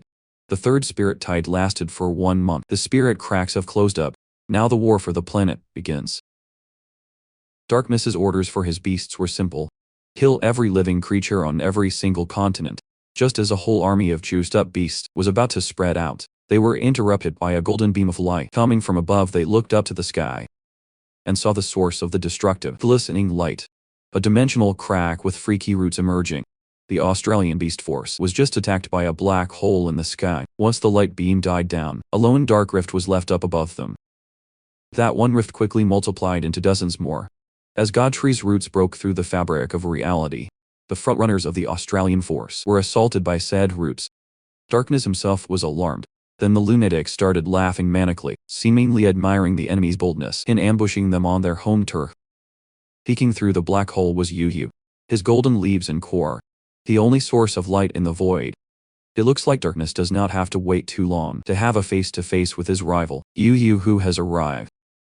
He could not have made a flashier entrance. His heavy roots immediately took control of the field, crushing the puny beasts that dared to overstep their bounds. His whole body sprawled throughout the entirety of the canyon. Kangaroo wondered if the madman was really planning on facing them up front in such an audacious manner. Yuji was confident in doing so because of the strength of his 9-wood arboreal roots. These roots could collapse the entire canyon that the beasts were trying to use as their jumping pad to spread destruction. Once the footing was secured, he swiftly went on the offensive and grabbed every beast he could, smothering them until they bled, their bodies crushed. Kangaroo was one of the few strong enough to resist and fast enough to dodge as for the final boss. Darkness was surrounded by the 9-wood arboreal roots at every angle, making him struggle from the get-go. Before they could respond properly, Godfrey had already made a proper landing, his leaves painting the field gold. They had never seen something like this before. In an instant, Godfrey changed the entire topography of the landmass to suit him. Then came the dimensions. On one side, a green portal opened out of nowhere, brimming with vitality and life. Kangaroo couldn't quite put his finger on the sensation it gave him, but wasn't good. Through the green light stepped out a golden insect foot. The first ones to arrive were Sparky and his mutant and army. He's leading the insect faction into this full-blown war. Next up was someone with fiery tails. Multiple of them. It was 9 tails. Little Panda White Tiger, Pteranodon, and the Arctic Bear. All of them heavy hitters hungry for blood. Then came Chingung the Elemental General, Lone Fun the Shadow, and the thousands of mutant rats he carefully cultivated to become killing machines. Kangaroo reckoned that this looked a lot like Misty Mountain's full force. The first step directly into enemy lines did not impress Chingung at all. But he had to admit that the evil spirit power emitting from these beasts was intense, even more so for the inner circle of darkness. Lun Fun maintained his composure, while warning his wary little sister to not be careless. In Kangaroo's perspective, evil spirit power is the thing that comes out of a human's mouth. He warned the Misty Mountain force that working with humans is whack. 9 Tails clapped back, telling Kangaroo that sowing dissension is the only thing he's good for. He admitted that it's one of his skills, but that's beside the point. Misty Mountain has a much bigger problem at hand. And they even win against the full force of monsters, handpicked among the deadliest beasts of Australia. If you look at the complete force of the Misty Mountains from left to right, you could say that they have the advantage. Based on pure aura alone, their lineup is insane. If you think about it, this is some Avengers Endgame type shit right here. Then there was the meeting of the bosses, Yuzu in his demi-combat form and Darkness. Still crazy as he is, Godfrey opened the fight by changing the topography and making an earth prison to trap Darkness away from the rest of his troops.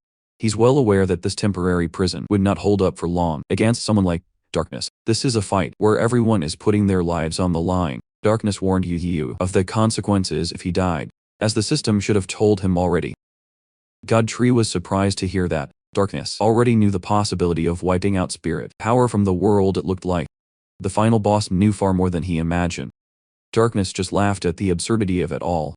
God Tree and his troops are trying to fight him with the knowledge that no matter who comes out on top, the ending of the story will remain the same. Meanwhile, the battlefield outside the Earth prison was just as intense as the inside. Both parties charge at one another with reckless abandon, both sides hungry for blood. One moment you could hear the avalanche of footsteps.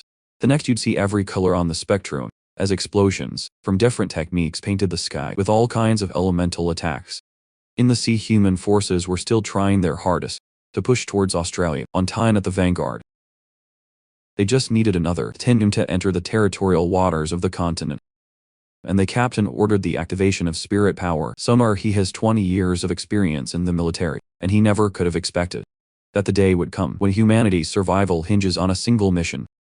Who would have thought that you get to stand on the battlefront on the same side as all the major countries in the world? As soon as they entered the territorial waters of Australia, the waves became a lot wilder.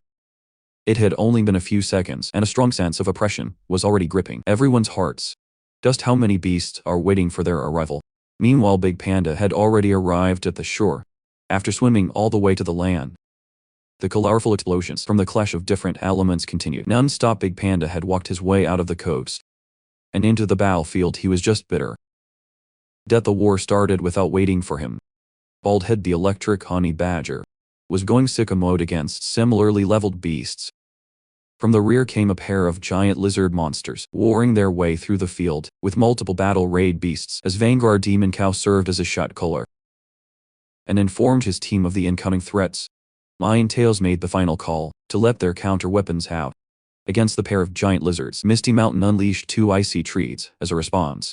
2 ice beasts from the deepest depths of the northern Arctic region roared their way to the front lines. The lizards did not even have a chance to fight. One was bitten on the neck, and the other was wrestled into the rocky ground.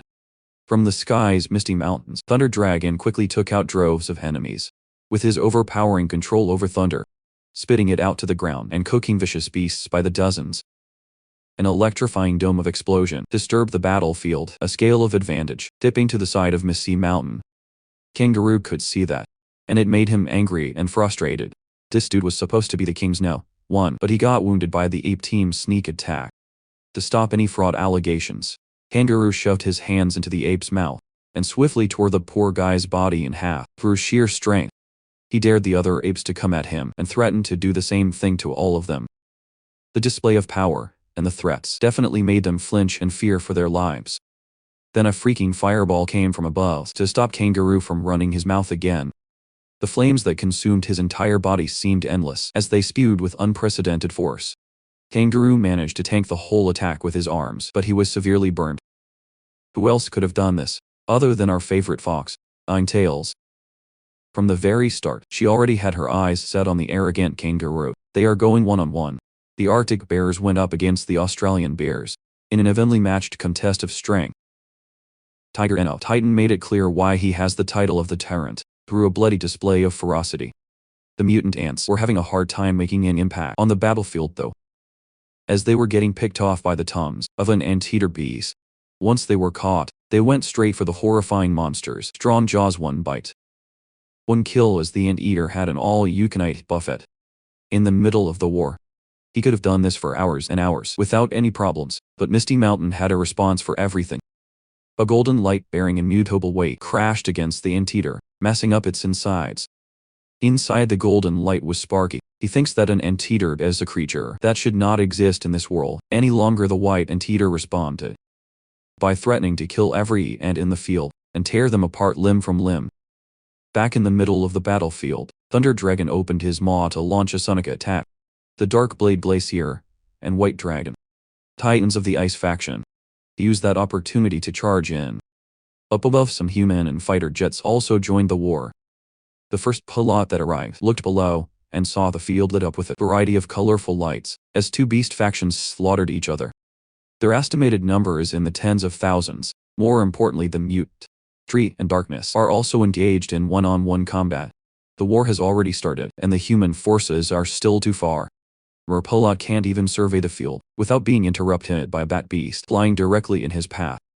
By the time he noticed the beast standing in his way, it was too late, and the explosion of the aircraft lit up the sky. There was an eye-catching display of tragedy, but there are more worrying things to look down on. In the war zone, a freaking, full-grown dragon has entered the fray, on Australia's side judging by or alone. You could see that this big guy could change the tide of battle.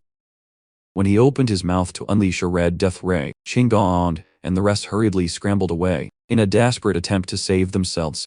This red death ray eventually made its way into the earth prison that God Tree made for some private time with darkness. What do you mean by that?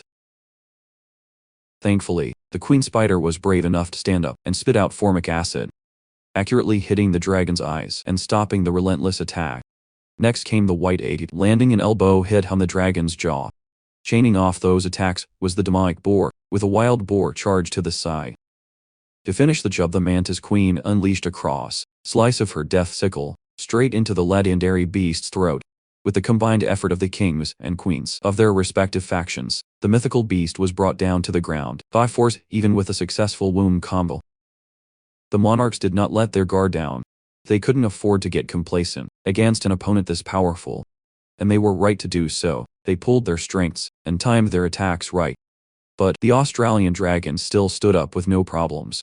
While the war was raging on, a certain someone was trapped in his own head. He was in the middle of a barren land. Inarable soil with dead trees fell in the ground.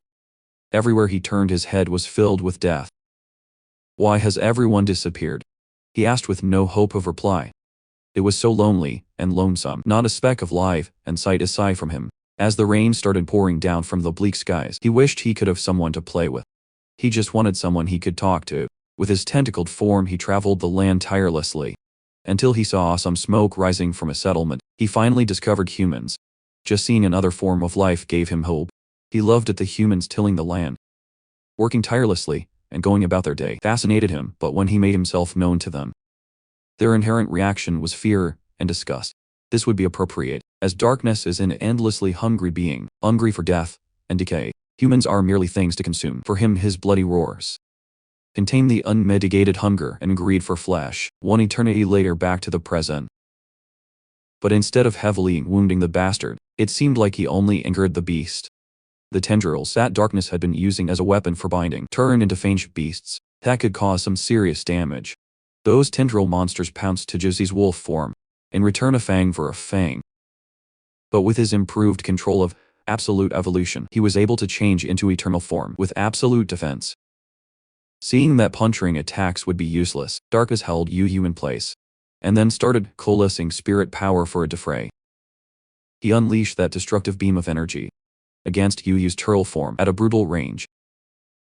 Every beast from Misty Mountain felt that something wasn't right inside that earth prison. They were connected with the God Tree in a profound way, with the essence of life after all. Fortunately, the turtle form's defense was capable of tanking a death ray. Darkus even praised him for his super body control.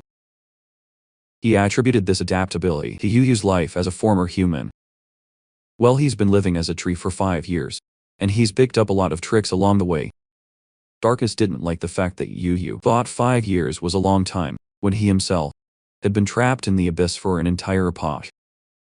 So when it comes to control over one's abilities, he has superior experience. If he was so proud of the past a buck he spent honing his skills, then Yu would gladly take this challenge seriously.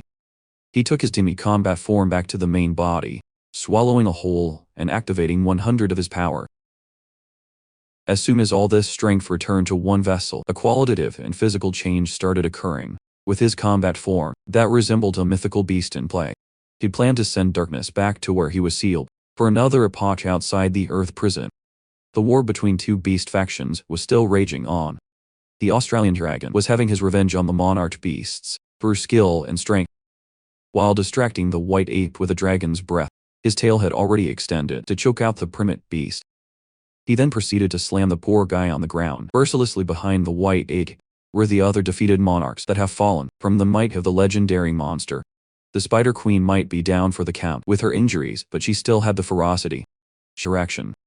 The Australian dragon was blissfully unaware that his attack had been parried away. Up front was a beast that bore a striking resemblance to him. Misty Mountain's Thunder Dragon had made a clutch move and defended the injured monarchs.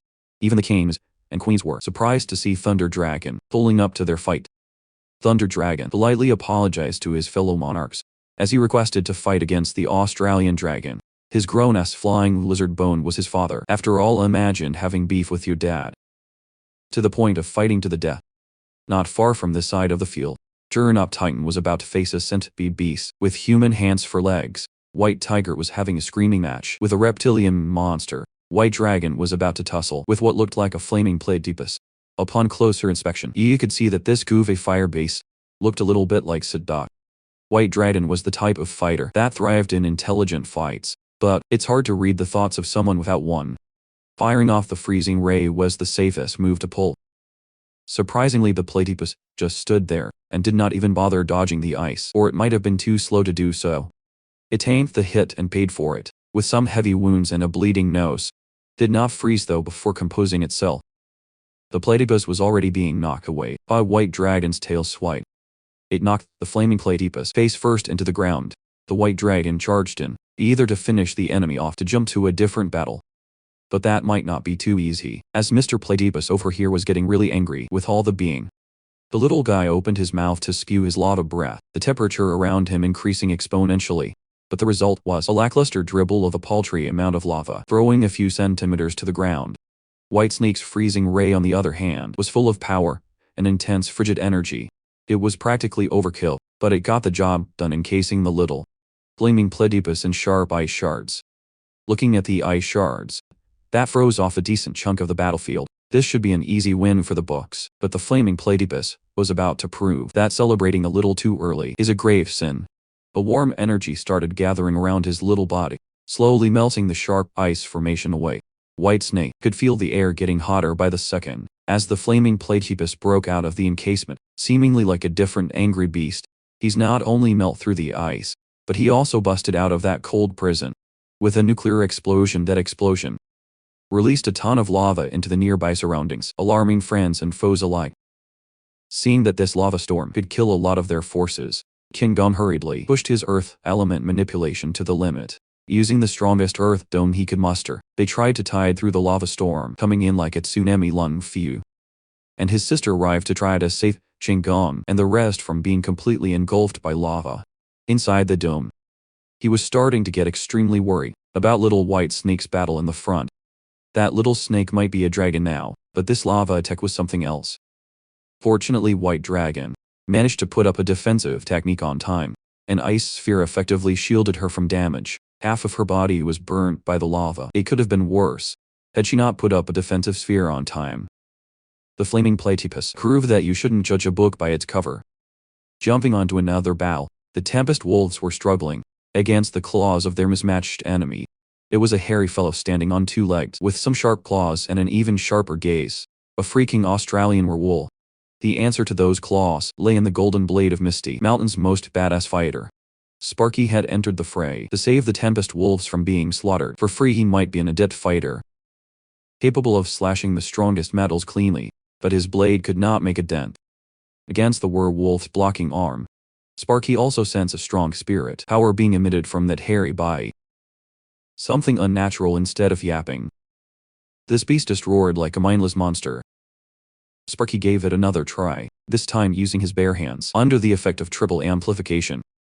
With his sheer strength multiplied thrice, the impact the strike made was devastating. But as the dust settled, we saw that the werewolf was unharmed, and a little more pissed off. He intended to respond with a claw attack of his own. Fist versus fist, this was the fight of real men, duking it out with just sheer force. The size might not have been a match, but Sparky could still push himself for a quadruple amplification. This time, his punch looked like it landed in the wolf's mouth. It was so fast and heavy that being hit with feel like taking an artillery round at point-blank range. Surprisingly, the wolf still had the presence of mind to shift his angle a little bit to dodge by a thin margin. Sparky was left wide open and paid for it. The wolf smacked him across the face. Being the absolute beast that he was, it did not even face Sparky. With a quadruple boost, he landed an uppercut to the wolf's jaw, opening up the dog's defenses. The golden ant went crazy with a barrage of punches with his strength boosted. The werewolf roared in pain as internal and external injuries started piling up. Then as the final act, Sparky dug deep and went even higher. The absolute Daga chat went up to a quintuple amplification. In response to Sparky's quintupled strike, the werewolf activated his boundless physique. You could say it was an unstoppable force going up against an immovable object. Their clash resulted in the destruction of the rocky canyon. In the end, the wolf threw up his guts and blood in agony. While he was uncontrollably coughing, the golden ant menacingly got closer, looking like the Grim Reaper. As a last-ditch effort to at least cause some damage before being finished off, the werewolf entered berserk mode. Berserk definitely brought the monster's power level to another level, but it made him a little out of control. Sparky had to acknowledge that. This big dog was a formidable foe. Jumping to another fight, we see a three-eyed creature going absolutely bonkers, with its tendrils slapping everything in sight. Little Panda brought out his again, with the Crimson Lotus solar flare, summoning what looked like a miniature sun to the battlefield. He launched it directly at the Austral's body, bypassing all the winding tendrils easily. The force behind that miniature sun was so powerful that it managed to pierce through the monster's body, burning a hole through it. As for the small-time Australian beasts, they were using superior numbers to attack en masse. Thankfully, Misty Mountain had some heavy hitters, who excelled in cleaving tons of enemies in one go. Chief among them was Demon Cow with his battle axe imbued with the oppressive power of gravity. Up in the skies, the Purgrying Falcon faction was also showing that they're not just messengers, but also a destructive force. With their bullet dives, they moved in the air so fast that they could pierce through beast skulls, one after another without losing momentum. Even the vultures that rarely get screen time were providing cover fire with their meteor shower wings. From up in the air, they rained down free hits on the poor Australian beasts. Duranoda must have grown tired of trampling down enemies physically, so he decided to switch to ranged attacks. You can make the argument that this method was even more efficient in erasing tons of cannon fodder enemies. Shingen linked up with the Ape faction to brawl, with a diverse lineup of enemies on the front lines. Thorn and the Snake Girl teamed up, the latter turning enemies to stone, and the former shattering them with her Crimson Vine. The only path to victory was to concentrate their powers in hopes of overcoming the major deficit in numbers. The rescued kid from a few chapters ago had grown up to be a brilliant strategist, leading White Tiger and the rest of the Tiger tribe to mug on foes, of course. Our beloved trio of Baldhead, Gold Silk Monkey, and Demon Boar stuck with each other to beat some scrubs to death. The freaky two-faced spider was just glad that he could finally start a massacre. Maintails and Kangaroo were in a world of their own. The one generals of both factions duking it out. Kangaroo was certain that they'd eventually get the dub, given their superior numbers, but the Fiery Fox begged to differ. They might be at a disadvantage with a number of beasts alone, but Misty Mountains aren't the only ones opposing darkness from above. Nuclear warheads were deployed at breakneck speeds, homing in on the side of Australia's force. It was a controlled explosion that blatantly targeted those affiliated with darkness. Irontails was correct in saying that the numbers didn't matter. Darkness had made an enemy out of the entire globe. Huaxia Federation was the vanguard of the human forces at sea. Their massive aircraft carriers and warships paved the way. The captain ordered a continued barrage of everything they had on deck to destroy Australia's beasts while avoiding the forces of Misty Mountain. There might be a little bit of a problem though. A few gargantuan presences surfaced from the depths. Tentacles of a sea monster disrupted the advancement of multiple ships by string up destroying them. The aquatic beasts that darkness brought in to collaborate with Australia's land monsters had finally made their move. Of course, this included the new 7 Kings of the Seas. 10 Nations Alliance were shoved into a tough position as the Deep Sea Kings surfaced on their side of the formation to prevent them from advancing further. With just one casual swing of a tentacle, a warship was split into 2, killing the crew. The ships in the vicinity started firing every firearm and explosive they had ready, in an attempt to drive the Deep Sea Kings away. But their pathetic bullets were not even powerful enough to make a chip on any of the monster's scales. Some attack helicopters tried their hand at neutralizing the enemies with missiles. Thankfully, their specialized load was enough to make a lot of these slimy freaks scream out. The Octopus Deep Sea King must have had enough of being humiliated by humans, so he prepared a destructive beam to thin the humans down a little bit. He blatantly targeted the major ships that carried most of the armaments. On the other hand, Hua country's battleships experienced the same explosive problems. Their ships on the right side were going down one by one, losing communication bit by bit. To make matters worse, some sea beasts had climbed up their prized ship, the destroyer, on this side. The Crab King was leading the charge, and he looked immensely pissed off. The oversized crab bashed his pincer against one of the battleships and damn near tipped it over. It would have been over if not for a golden apparition. Interrupting the next bash, the spiritual challenger, who had once gone up against the Crab King, was finally getting his rematch against the beast. He wouldn't let the seafood escape this time around. He summoned the entirety of his spiritual, golden apparition, fully intent on decimating the crab. The giant golden Jesus apparition stood before the crab, king of the deep seas. I'm pretty sure this sentence has never been uttered in human history. Our challenger would not let the seven sea kings retreat back to their salty hideaways, this time around back on the octopus king's side. The poor, tentacle bastard was facing multiple nuclear bombs, bringing imminent destruction. Once the first batch of explosives effectively detonated, new ones rose up. Yule, the master of magnetism, was controlling his country's entire nuclear arsenal. With his powers, he'd come to terms with the fact that humans might be insignificant, but they wouldn't sit and wait for death. Even transcendent Johnny Sins was echoing the same sentiment while brawling with the bastards from the seas. The ruthless bishop flew among the aquatic beasts and delivered some holy retribution. With a menacing smile, he attributed the slaughter to the name of God. He vowed to eliminate everything that is evil. Heavy armored knight brought their all in honor of their swords, which would never yield. Man-made explosions from either technology or spirit power lit up the coast from a distance. Darkness felt that his 70 kings had started intercepting and fighting the humans in the water. Knowing this bastard, he would not let the chance to talk trash about the humans being on the back foot. This was not good news for Yuzu at all. He needed those human forces to sap up and contribute, no matter what, without warning. Darkness suddenly unleashed multiple beams of sickly light from his body. Yuzu's demi-combat form was torn to shreds against the concentrated beams. Even so, it did not cause too much damage, leading Darkness to ask just how many forms he had.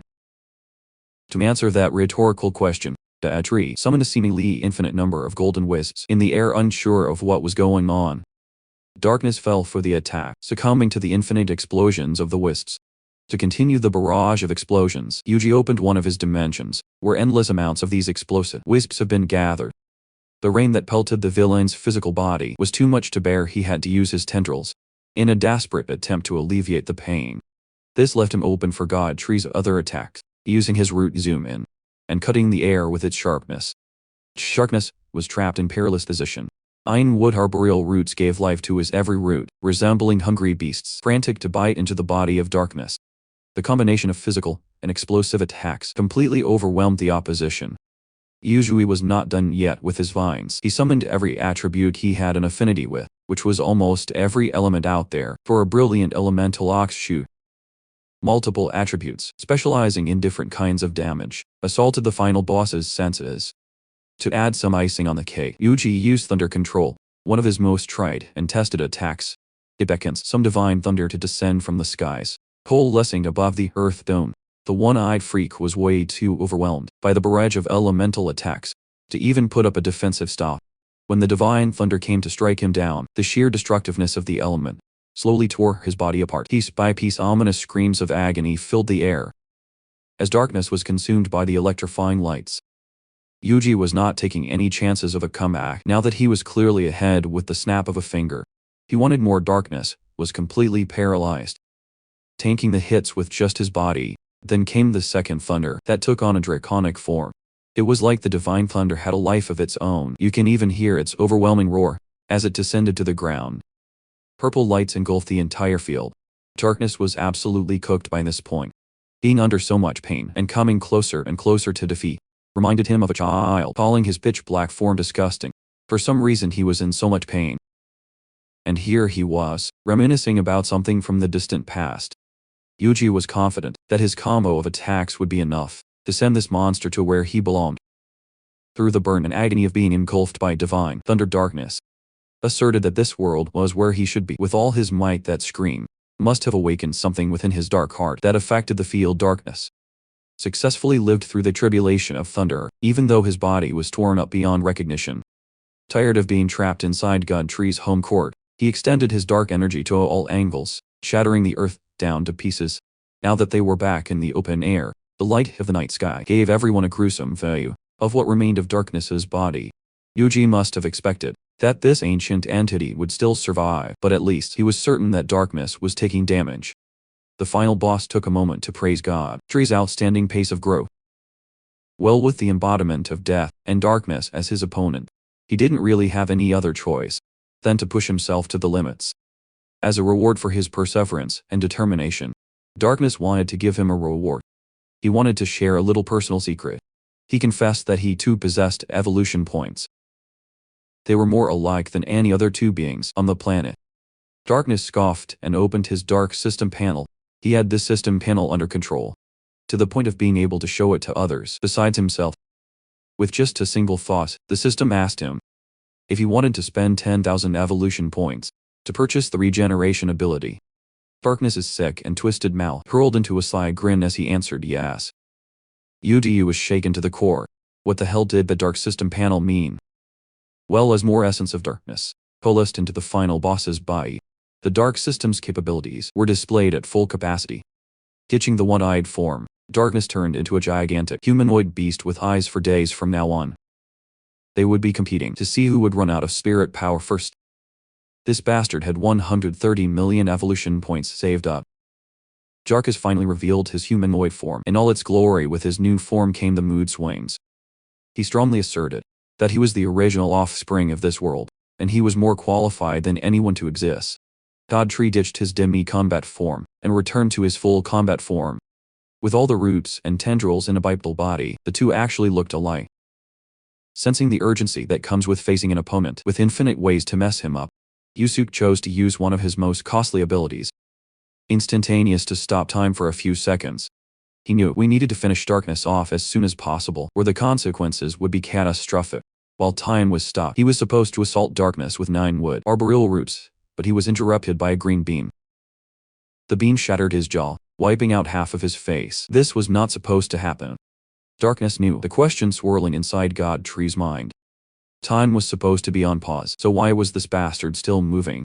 It was just surprises one after the other at this point. Well, the answer was simple. Darkness used his system to purchase the Nullify skill at the cost of 500,000 evolution points. On top of that, he purchased an ability called Imitation. That green beam for earlier was a copy of 9 wood arboreal roots. He was using God Tree's signature move against the God Tree himself. I don't like where this is going. To make matters worse, it looked like his version was a lot more powerful and polished as well. As his rigid limbs crumbled to pieces, Yuji was at a loss for words. Thankfully, Yuji left a little something on the ground. Darkness was standing on a little booby trap. Was set to unleash an upward explosion of golden lights that brought unbearable pain. Yusuke quickly regenerated his missing limbs and seized control of the battle's pace. Darkness's humanoid form was severely damaged, as that trap was a light elemental skill. Other than the clear element, God Tree should be able to control every other attribute, while they couldn't quite grasp the water element just yet hither. As for the dark element, he could just kill Darkness, and naturally possess the highest affinity for it. Darkness actually felt a little jealous that God Tree could possess abilities, as he could only purchase one time use abilities using evolution points. But the bright side was that he had access to an endless library of abilities and innate talents within reach. With a single thought, Darkness wanted to explain his ability in full, and he knew of a way to give Yusuke a sense of his capabilities in full effect. Before God Tree could make another move, the two of them were suddenly trapped in a synthetic prison. This too came from Darkness's endless number of abilities available through the purchaser system.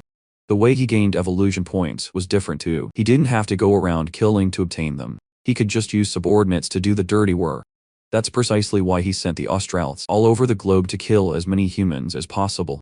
In a place like a war zone where creatures would fight to their deaths, creatures that die would automatically become his evolution points. He could say that his evolution points were infinite. He was a creature that thrived in death.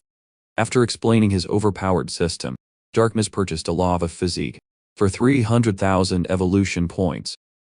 Using his magma tendrils, he launched another attack. Yusuke took up a defensive stance and reinforced his body with crystallization. The magma tendrils made a direct hit, but God Tree's defense held up. He roared out of the dust clouds and counterattacked. He called in a gigantic avalanche to freeze everything it touched. With the Ice Age, Darkness answered with Dark Blade, a psionic attack typically used by dragons. It was the perfect counter to shatter the ice age into a million little crystalline pieces. Then he purchased another skill for a measly 30,000 evolution points. Can you guess what that would get him? Freaking gravity manipulation. Demon Cow's ace in the hole. With gravity weighing God Tree down, dodging the next attack would be next to impossible. So Darkness spent a crisp 50,000 evolution points and pointed to the heavens above. He called out the divine tribulation that tore his previous body apart and hammered down the thunder control against God Tree. It consumed God Tree's body. As Darkness watched intently, once the smoke had settled, Yuzui was revealed to have withstood the barrage of elemental attacks in one piece thanks to crystallization. Darkness was in a chatting mood right now. He wanted to confess why he wanted humans to fight against the God Tree. It wasn't because he was afraid of humans, as you initially thought. Darkness just wanted to play with them because he detested every single human. He wanted to toy with them and watch them fall into the abyss. In the middle of an intense fight, this fool sat down and asked if God Tree had ever experienced despair. He was just asking because he intended to make Yu experience the pits of despair like never before. The story of Darkness began way back, at the end of the Cretaceous period, 65 million years ago, that's right.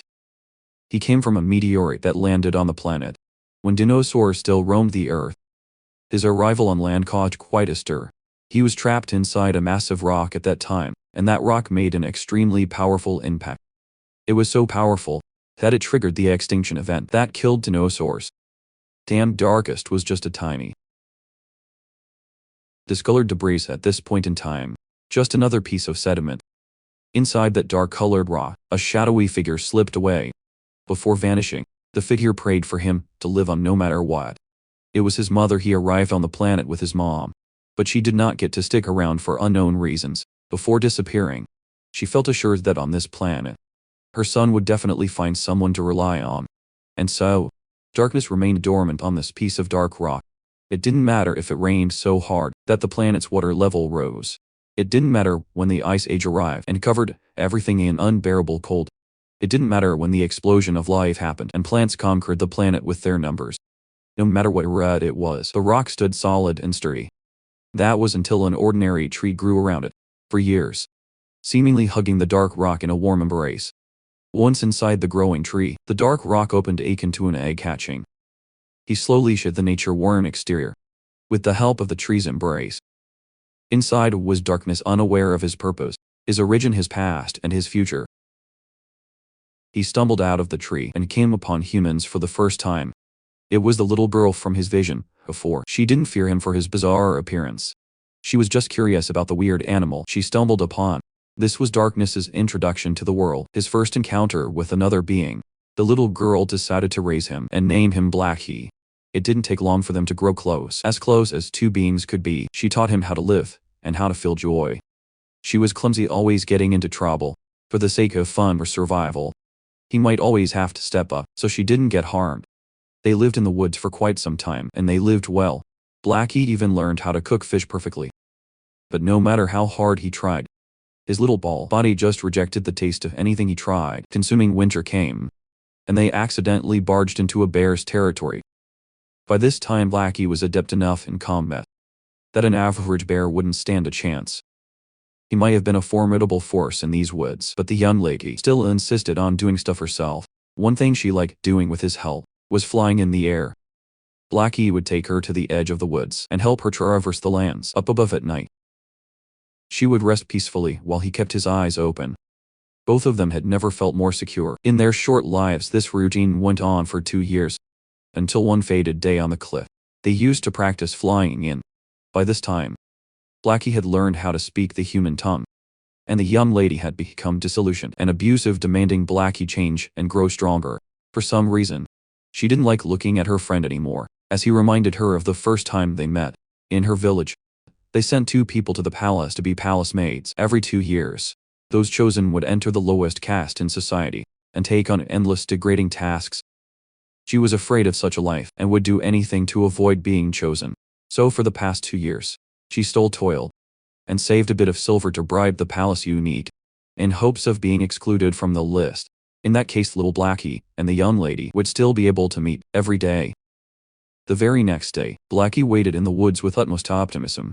But his friend, Ling Ling, was taking a long time to return. Back in the village, Ling Ling humbly kneeled before the palace eunuch, offering her coins as a bribe. She can package it with a bright smile, thinking that her efforts would be enough to sway the decision. The eunuch smiled at the offering, the greed in his eyes evident.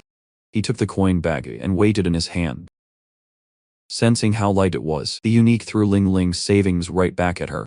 The bastard was offended to receive a miserable bag of a few lousy bronze coins, when he was expecting a bag full of silver. He asserted that having someone like Ling Ling in the palace would only spoil the atmosphere, so he decided to execute her right there and then, to serve as a warning to others who might have the same pathetic idea. As soon as the soldiers drew their blades, Ling Ling made a run for it. She reached the entrance to the woods before the soldier caught up, slicing down with all his might. Blackie was too far to intervene. Ling Ling was brutally struck down by the orders of a corrupt palace official. The other villagers immediately distanced themselves from Ling Ling for fear of being implicated. Even the eunuch could see that they were just saving their own skin.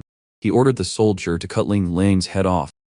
For the palace report, just as the blade was about to separate her head from her body, she weakly called for her friend, with darkness making it before the blade landed. The one that was beheaded was the soldier. The eunuch and the villagers couldn't comprehend what they were looking at, but it struck fear in their hearts. This was the day that little Blackie embraced the darkness, the day of his first kill. The anger and adrenaline of taking a human life must have unlocked his capabilities. In fear and confusion, the eunuch ordered the remaining soldier to kill the creature. The poor soldier didn't even get the chance to move when darkness swallowed his head whole. With the armed forces taken care of, the palace official was left alone, defenseless. Afraid of getting their heads lopped off, the villagers ran away as fast as they could. At this point, darkness was so full of rage that he would not let anyone escape. His body extended in every angle, strangling and stabbing the villagers at will. Try as they might, darkness was just too fast and too brutal. One shot, one kill. The body count continued to rise as darkness fell deeper and deeper into depravity. Cries of agony filled the air. The palace official started begging for his life. He was so afraid that he even peed his pants. The fool swore to give darkness whatever he wanted, as long as he got spared. That wasn't going to cut it at all. Darkness paid special attention to this scumbag. The only thing he wanted out of this bastard was to die. Darkness used his malleable body to constrict the eunuch and tighten up until blood and gore were squeezed out. In just a few minutes, everyone who did his friend dirty joined Ling Ling on the floor lifeless.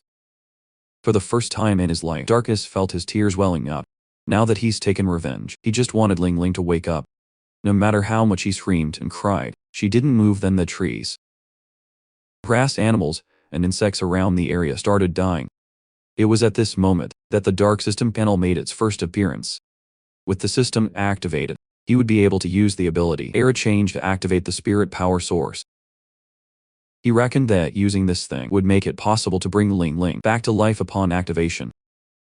He saw a rundown of his profile. Name Darkness. Race None. His innate talent converts dead creatures to evolution points, while Purchaser allows him to buy skills. He so desperately wanted to bring his friend back to life, so the system offered absolute recovery for 10,000 evolution points.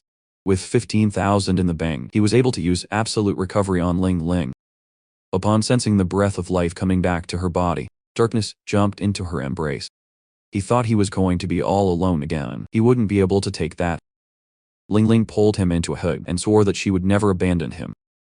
Feeling the safety of her warmth lulled him into a false sense of security. Darkness got his little body torn up by a blade. Ling Ling had picked up the soldier's sword and stabbed it right into her friend. She saw the kind of cruelty Darkness was capable of. Ling Ling sealed her resolve to end Darkness before things got worse. But it was too late by that point. Are you serious right now, bro? Back to the present, that little ball of innocence had started the biggest war that humanity had ever faced. Behind the battleships of every significant international power, a big black ball of spikes emerged from the water. Yule and his transcendent soldiers were the first responders. A beast with a pitch-black body and a singular crimson eye. It was bigger than any of the 7 Sea Kings. There was no doubt about it. This was an offshoot of Darkness itself. This sea urchin-like Darkness form immediately started gearing up for a hyper beam. Yule hurriedly ordered his men to get the fleet out of the monster's attack range before it was too late. Well, By the time he finished giving out orders, it was too late. The hyperbeam plowed through dozens of battleships in the fleet, clearing them out and their respective crews in one shot. Fire and smoke went up on the surface of the sea. It wasn't looking good for humans. You'll look back to his precious force going up in flames, without being able to do anything about it. By the initial estimations, it looked like 10 of their total forces had been destroyed. This also made it harder to push forward, due to all the debris. The heavy armored knight, who was taking it easy on the ship in the middle of the pack, waiting to land on the beaches of Australia, was met with a sobering sight. Even more of these sea urchin, darkness monsters emerged from the water, and were now spreading between fleets. The cruel bishop looked behind him. Even if he was a merciless killing machine, in the name of God he was still part of the human team, in a precarious situation. These sea urchin monsters stood as tall as some of the aircraft carriers they had brought out. They armed the heaviest artillery weapons in Tau and aimed at the spiky balls of darkness, in an attempt to blast them out of the way. Hila couldn't afford to let these pesky creatures destroy even more of their battleships. They hadn't even reached the mainland. Back in the real war zone, we finally witnessed the battle between father and son. Dragon to dragon it looked like. Thunder Dragon had been pushed to the brink of defeat. In the few minutes that we weren't paying attention, his father was one tough cookie. He tried to communicate, but the Australian dragon only gave him low roars in response every time he tried to close the gap and deal some damage. The big bum would always respond with a brutal physical attack. This time, a backup appeared to spare Thunder Dragon from even more wounds. Silong the bug of the void had interfered to test his strength against a mythical beast. He knew why Thunder Dragon was getting beat up. He asserted that if the young dragon continued to show mercy, death would be inevitable regardless of blood. It looked like the young dragon wasn't the only one getting reinforcement. A white rhino with hornet horns came on the scene, hungry for blood. The big bastard roared menacingly as it charged forward. Elsewhere the mutant rats were effectively showing down. Some small and mid-sized monsters, they become efficient fighters. Compared to what they looked like in their first missions to dig an underground city and assassinate humans, they looked a lot more ferocious now. But they might have just walked into the biggest mismatch of the century. An even bigger rat had entered the fray to stop the mutant rats from picking off beasts so freely. Few knew who this was. This was Australia's giant red king. It unleashed a terrifying squeak that made the whole battlefield tremble. Even little Panda, fresh from another victory against an Austral, didn't like seeing a king-rank creature appearing and disrupting their pace. And worse news was coming. The Australiths that had survived the fight thus far were starting to start their evolution process. It looked like they figured out how to expedite turning into that horrific moth and transforming one by one. Little Panda thought you would just be dealing with that weird beam-like form, not the complete beasts, and it wasn't just one. All of the remaining Australites had reached their full potential in one go still. Little Panda was not one to back down when faced with seemingly impossible odds. He had divine flowered the tiger tribe, and many more standing with him to face this challenge. Little Panda led the courageous charge, diving head first into battle. Did they even stand a chance against these bugs? It took Godfrey's full strength to take one down a few years ago, right back in the main boss battle. Uzi was insulting Darkness for having such a corny trash talk game. Aside from that, Darkness revealed that while Godfrey was recruiting powerful subordinates, he was also making a lot of preparations. Back in the sea, Golden Jesus was tanking the Crab King's pincher attacks without issues, but the crab must have wised up and attacked the challenger controlling the apparition himself. The bishop also found himself teaming up with Golden Jesus, but the crab proved to be a much tougher opponent than they initially thought. He was grating his teeth and enduring the internal injuries. Without even being able to go on the offensive, the percentage of destroyed fleets continued to rise. The sea was slowly turning into a sea of fire. Yule tried his best to prevent any more damage. He even used the metallic debris from the sunken ships as his weapons, but these sea urchin-looking creatures were just too tough. They were able to take down a few, but it required an astronomical amount of effort. In the Freedom Federation's fleet, the casualty report was currently undetermined, but their entire second fleet in the middle had been sunk. Based on the current situation, it was unclear whether they could even hold on for another 10 minutes. This is what Darkness meant when saying that the most foolish thing one could do is to work with humans from the start.